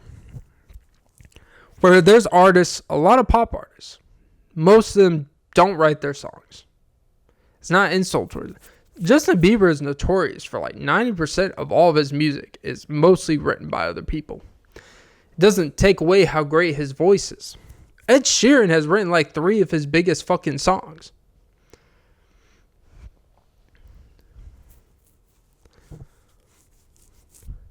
It doesn't make the songs any less special, because his voice makes those songs. Anyone with a great voice could sing a Taylor Swift song, and it won't be as good as Taylor Swift singing it. Because there's something, I think people feed off this. Kind of going back to when you listen to podcasts. If you are deeply connected to a person, you can deal with the things they aren't great at, their flaws. And not even to call her flawed by any means. But, you know, with Taylor, when you hear a song from her, it's from her. And you feel that. And here we go with the fucking nose thing. Oh my God. I just can't stand, like, anytime I want to do something, all of a sudden some shit. Is there fucking some on my nose? Nope.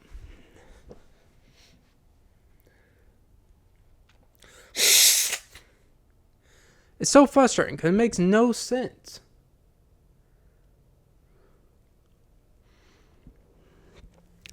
Sorry about that. Jeez, like this whole second half of this episode is completely fucked because my nose is itching. I don't know if it's my fucking beard hair or whatever, but whatever.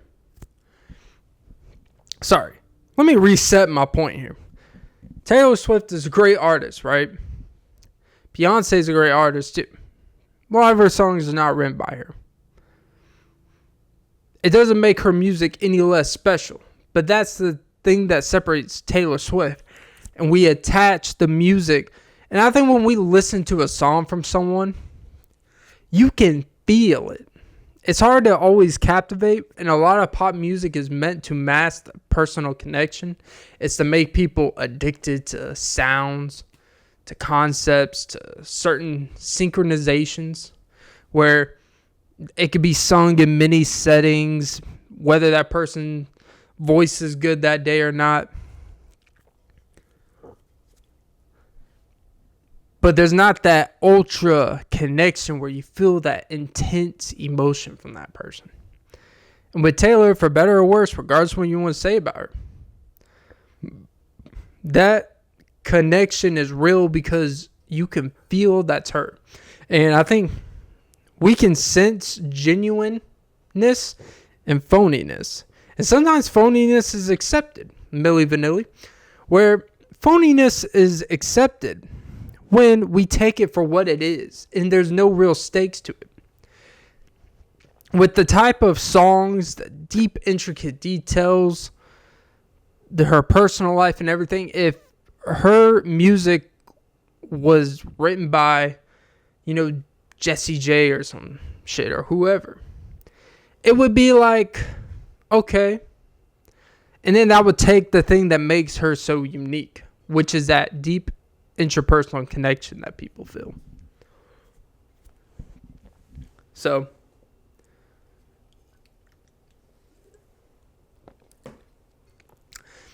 is she an industry plant? I don't know. I think the thing about industry plants, like people are saying Jack Harlow's an industry plant. Like, my belief about quote unquote industry plants is that industry plants over time is not sustainable.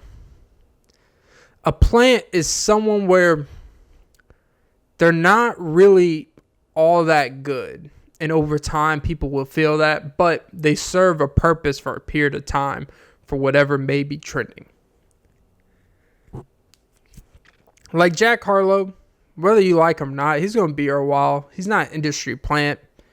There's a long history of old music of his. Now, has his taste, stuff he raps about, changed? Like, is his beat selections or musical artistry choices maybe a little catered to try to fit in more mainstream? Yeah, probably. But you still feel that artistry from him, that there's still some unique aspects of him about it. I would love to get Charleston White on this podcast. I don't know why I said that.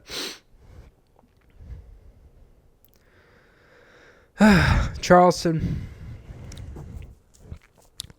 He probably calling me like some crackerhead or some shit. I don't know. Some mayonnaise mustard. Some mayo must.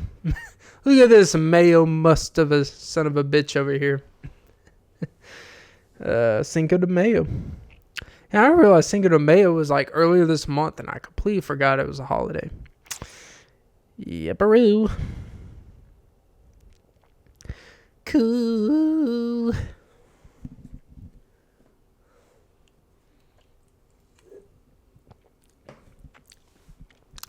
Yeah, good stuff. Oh, God.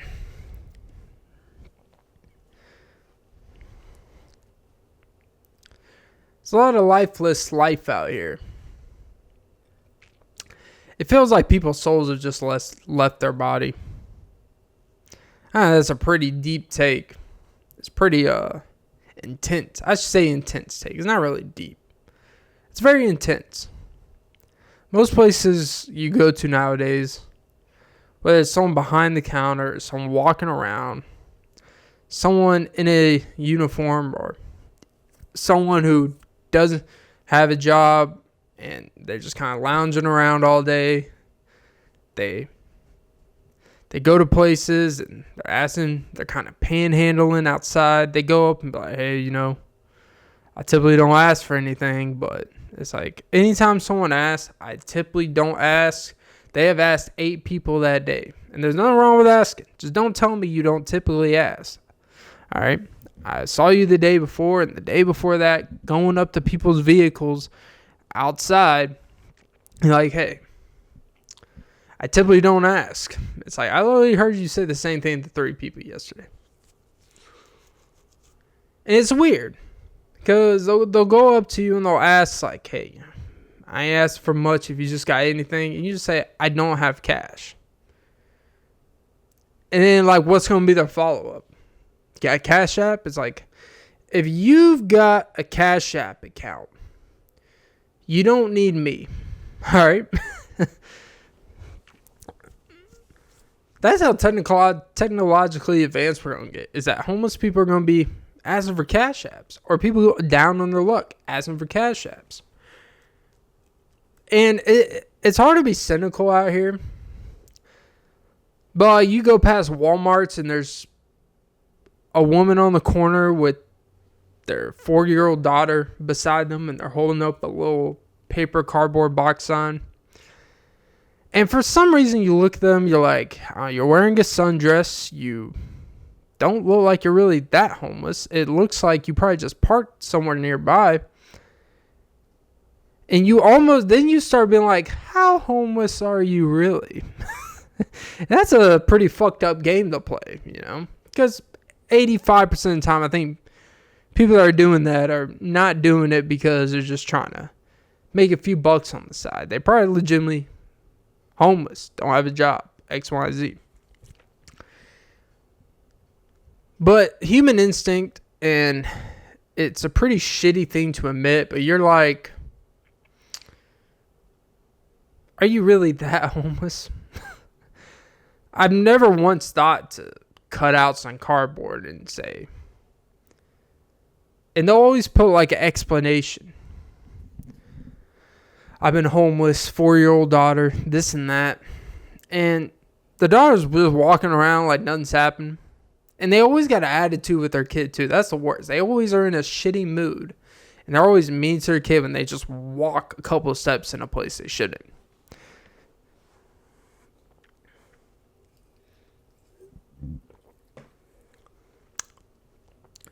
It just, I guess the point I'm trying to make is it's like, it's unfortunate that we have this such lack of trust that I'm questioning people whether they have money, even knowing the economy, even knowing the reality of the world we live in right now.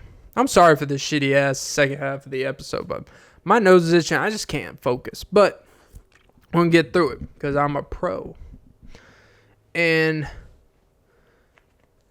I there's a guilt part of me that really is like, damn, you're a piece of shit, Clint. You're fortunate enough to drive in a vehicle to come here and not have to ask people for money.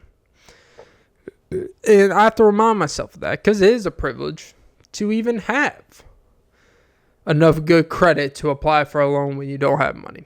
There is a privilege to that. There's also part of me that's like, well, it's also not accident that I'm in a position where I could have done that.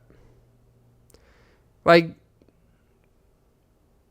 and I don't know, like, there's just I have this shitty ass feeling of myself, and I have to catch myself to not be like so judgmental, because I'm not judging, and at the same time I'm like,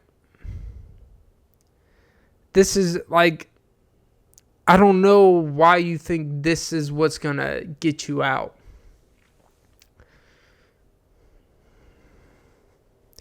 And then there's stories out there of people panhandling, making $100K a year, making a lot of fucking money. And when you see stories like that, it makes people even more not willing to help people that are truly in need, because people see these stories of people taking advantage of the system, people taking advantage of EBT and food stamps, and going online bragging about it, saying, I'm not going to sit here and have my kids live a lesser life. And you're like, I mean, they are, because you're letting the government dictate what your kids eat. And all the opportunity EBT and all that stuff brings for you, there's so much more you could do if you made the money and had more freedom to do it. But I don't know, I'm just kind of being an asshole here. Because every time I ask, like, I just kind of like, I'm not in the mood. Like, I don't want to hear, like, I lost it. Like, I remember there was months ago, I went to the gym and there was someone outside. This is literally an hour after I tried to go to a bank and apply for a loan, and they gave me the runaround because I was in between jobs and whatever. I never got I went through that personal loan story. But the point is I go to the gym and there's this guy outside trying to, quote unquote, I'm going to be honest, I thought it was phony. He said he was raising money for his kid. He got diagnosed with some cancer, but his kid wasn't there. He didn't even have a picture of the kid. It seemed very sketchy. He's saying, like, hey, not asking for much, just, at first it was just like, anything you can give. And I was like, honestly, man, like, I wish I could. I can't give you any money because I literally just had to apply for a loan. Money that's not mine. I'm trying to get money that's not even mine and take it as mine, And instead of taking, like, hey, you know what, man? I completely understand. This man said, well, look, all you have to do is fill out this form. I'm like, first of all, when did this become a professional? Like, this dude's got fucking these weird ass documents. And there was a minimum donation you had to make. At first it said anything you could give. I'm thinking anything you give, $1, $5, $10, whatever cash you got. Here's some change. That's typically what happens. People take whatever and they're appreciative. It was a minimum $40 donation. I was like, first of all, respect for being like, I'm not here to fuck around. I'm not here to get $10 bills out here. My kid has a tumor. Whether it's true or not, This man's like $40 minimum. And then I'm like, so you would turn down $20 instead of $40 if someone had it to give to you? That's just what going through my mind. But I couldn't offer any money anyways. In the back of my mind, I'm like, this guy's probably legitimately out here because this kid needs money for this surgery, this tumor thing's going on. In the back of my mind, I can't even think to be like, empathetic. I can't even think of to be, you need a hug, man. Like, be a genuine, decent person, even if I didn't have any money I could offer. My first instinct was, Does he really have a tumor? Like, that's a pretty fucked up thing to say out loud. But when you're younger, and I do believe they target, because when I was like 19, 20, 21, I was very easy to give money out, and I didn't even make any goddamn money. This is a true story. My first job, I literally made $7.50 an hour. But I lived at home with my parents. I didn't have any real expenses. So, like, I saved up more money making $7.50 an hour than I did in my last job when I made 3x, 4x, really, then some with all these bills and expenses I have. To the point where I went downtown with a friend of mine who is a DJ to help him set up equipment. And in between the party, I kind of got bored. So I started walking around the city, like legitimately. And you come across a lot of homeless people in Atlanta. This one guy, like, I felt like I was like 21 at the time. And I really felt like maybe 2020. I was kind of new to the outside world. And I really thought, like, you know what? I'm going to be a difference maker. I'm going to be someone empathetic. I have money to give. I gave this man, he gave me a story for 20, 30 minutes. I sat with him. I took this man to McDonald's, got him food, and I gave him $100 bill. Yes, I gave this man $100 bill. My checks were $250 a week. But I was balling at the time in comparison. And I was like, you know what? He needs that money more than... That was my mentality. Nowadays, someone asks me for $20. I'm like, fuck off. That's how fucked up we become, man. I tell this... But when I look back at the time, I'm like... That dude's story... I remember this homeless dude's story was legitimately... His wife left him, divorced him, the whole nine. He lost his whole place, all this stuff.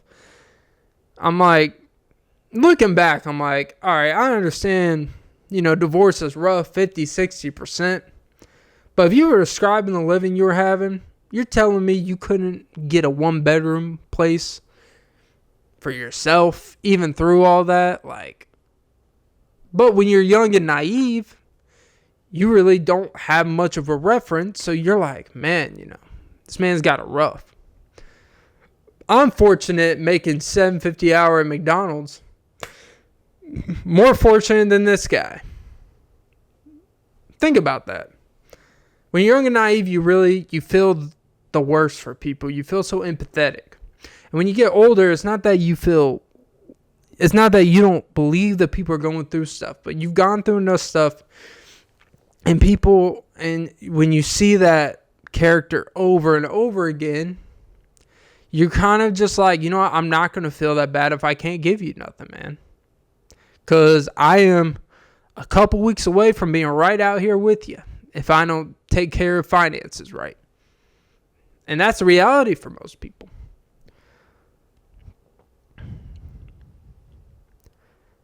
It's never going to be so blinded where you could be taken advantage of, and you don't want to be the other where you just think that homeless people are less than you and be an asshole like that. But you need to be, I would say, like, when you're young, 20s and stuff, you need to be okay with, like, hey, man, like, I hear you, man, but I just can't. And you got to be okay with the fact that you're not in the wrong. It is not your responsibility to give some that you're not willing or able to give at that point in time. It doesn't mean you care less about the person's situation, but it's okay just to say no, right? But to bring it back to this situation, you gotta understand, these people, they pick spots where there's the most traffic, the most people that they could take probably advantage of. It's typically younger, 20-year-olds, college kids, people that just started to make money, but they don't have enough balls or cooch to say no yet.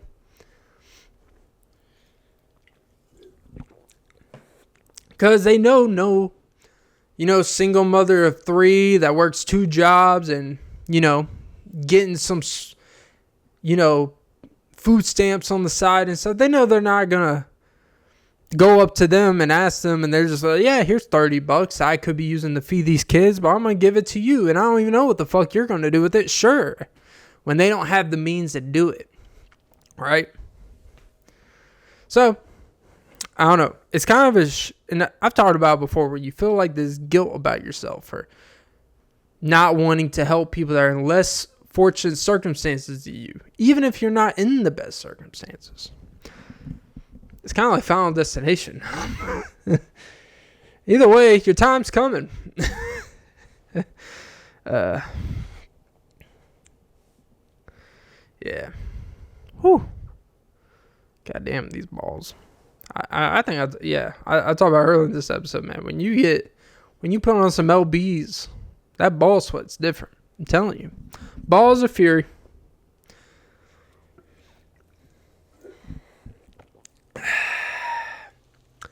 Meep.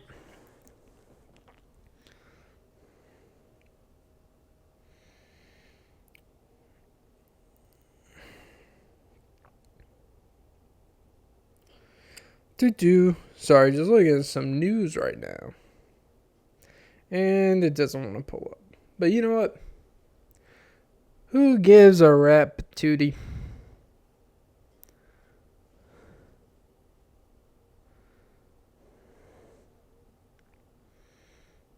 God dang, the market tanked.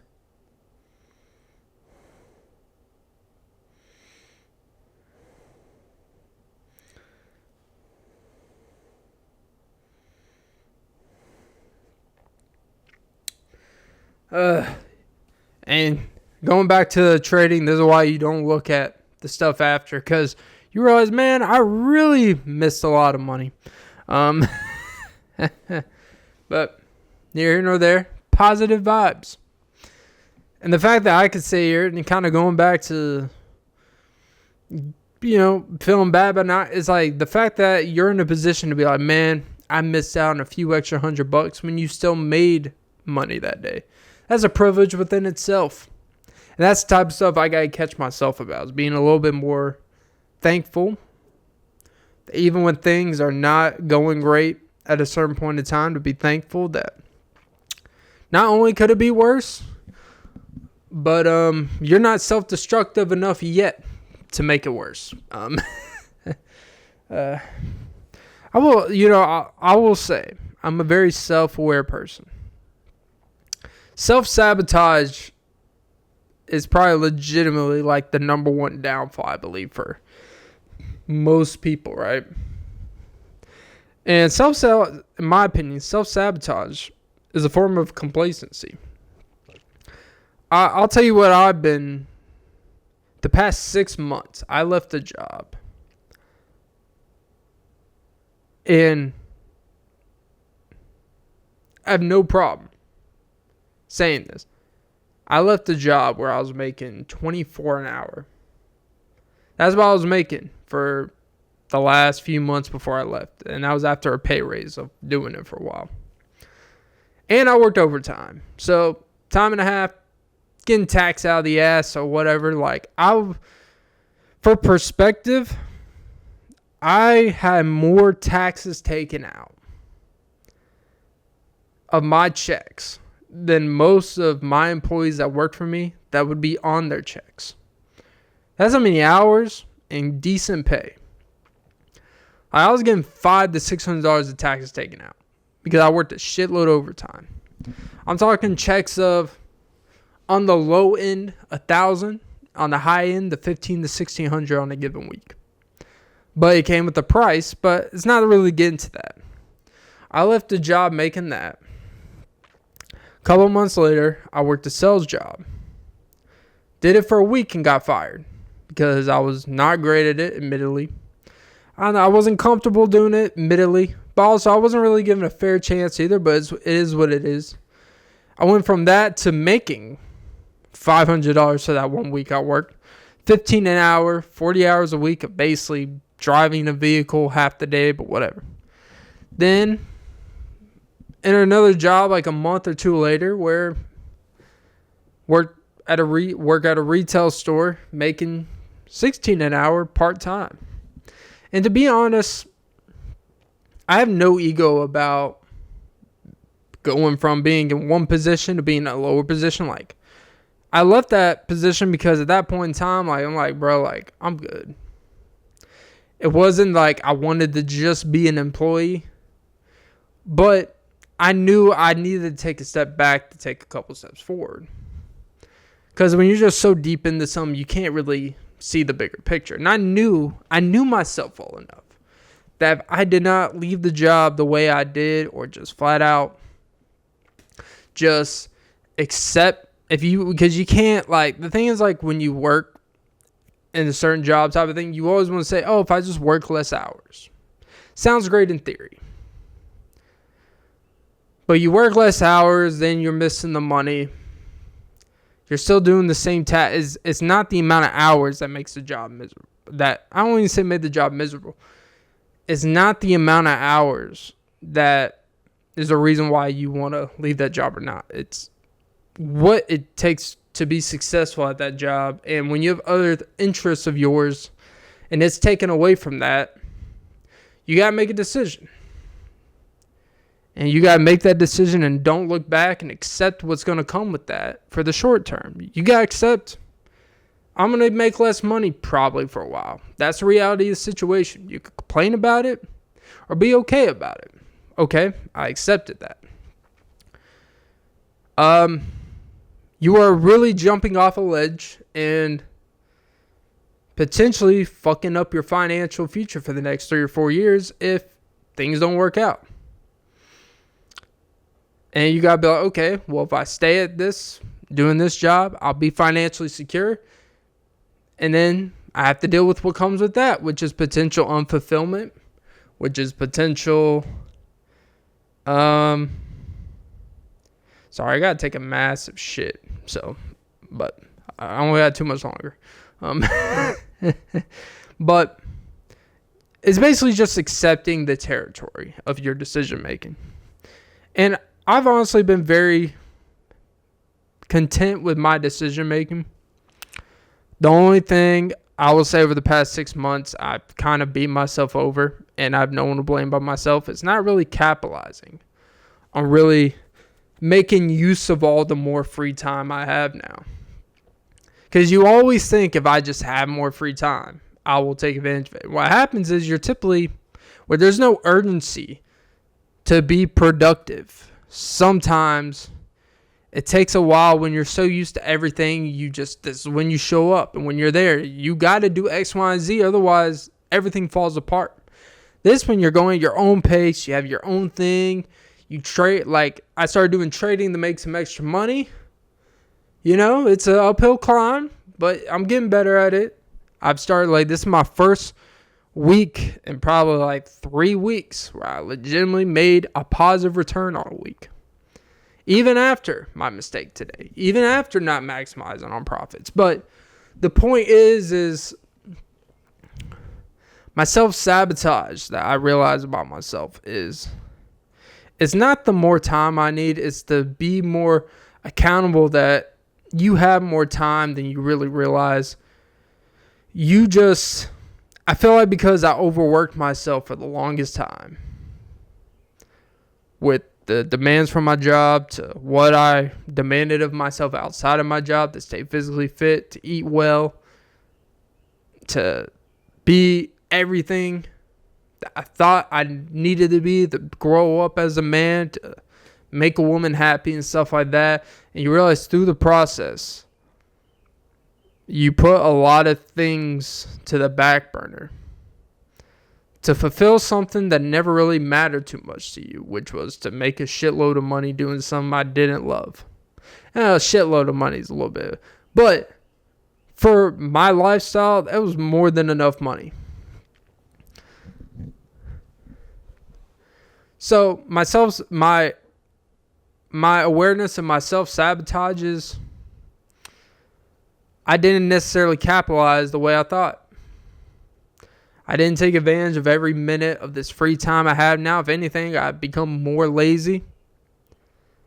But just being aware of that is, to me, why I don't worry about it, right? Like, I thought, bro, if I'm in shape and strong when this job has depleted my body. Just imagine when I have time to diet and properly rest and, maximize all the shit. And you know how many times I've stretched in the past 4 months? I don't think I have stretched. I've pulled more hammies in the amount of time I've stretched. I've cramped up. But no, self-sabotage is a real thing. And it's a real tough thing to admit that you didn't capitalize on all the opportunities you said you were going to do. But at the same time, just the fact that I'm aware of it, I think is a positive sign. I accept my decision making. And people, if they were to look at the situation on the outside, they'd be like, well, you should have had this lined up, this and that. You know what? Maybe, ideally. But then you're just moving from one place to another to make means, and you're not really thinking about the next thing. So, I guess the whole point of all that is, it's okay just to take a shit. Yeah, honestly, I don't know what the whole point of that was. Yeah. That's the beautiful part. When you do 2-hour pods now, I can just say whatever I want in the second half. YouTube won't even pick it up.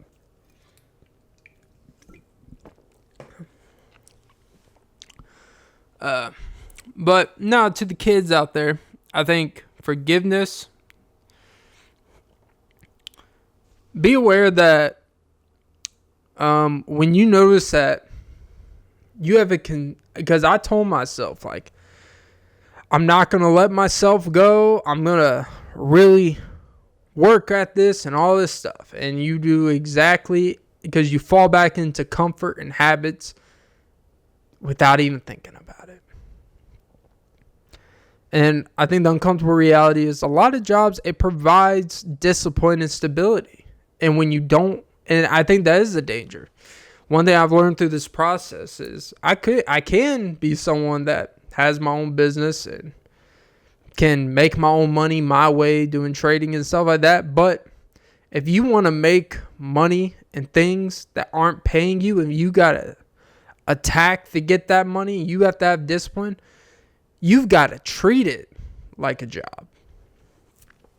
And one thing I've learned about trading, one thing I've learned about doing this podcast, when you want to take it to the next level, you really do. You can't just have that same, it's my passion, it's something I enjoy and I love. You got to have that to still do it. But you got to treat it like someone is paying you for it before you get paid for it. You got to treat it like it's a profession. You got to show that you take it serious. You got to prepare. The days that I prepare for trading, it's amazing the difference it makes. And then I'll do the perfect thing for a day. And I'll have great results.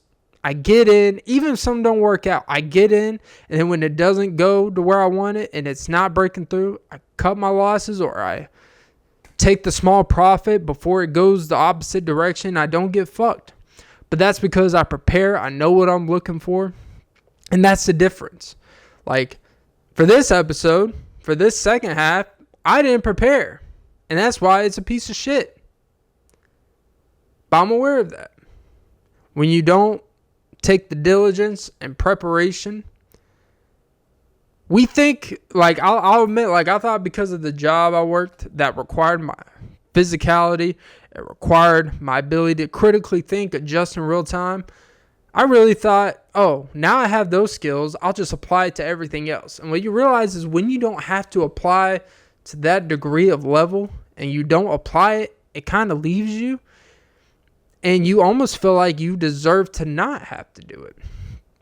I've taken a lot of time of laziness off because, to be honest, I think I felt like I deserved it after killing myself at a job for 2 or 3 years, And that's not some Gen Z take. Oh, everyone works. Yeah, I know, but I'm just saying, man. I know the numbers of where I work, the turnover rate. A lot of people with high degrees couldn't do that job. Not because it takes a different level of sophistication, but because it's hard to rationalize being somewhere with that high intensity, with those ramifications, if you don't need to be. It's hard to explain. But self-sabotage, man, it's just be mindful of it. And yeah, I think I'm going to end it there. I think that's a good place to stop. I love doing these 2-hour pods. So yeah, that was episode 337 of the Offbeat Podcast with Clint Nelson. I'm your host, Clint Nelson. Don't forget to like, follow, comment, subscribe, hit the notification bell. Most support, ladies and gentlemen. Don't forget to suck some titties. And yeah, I got a date with the toilet. Meep, meep.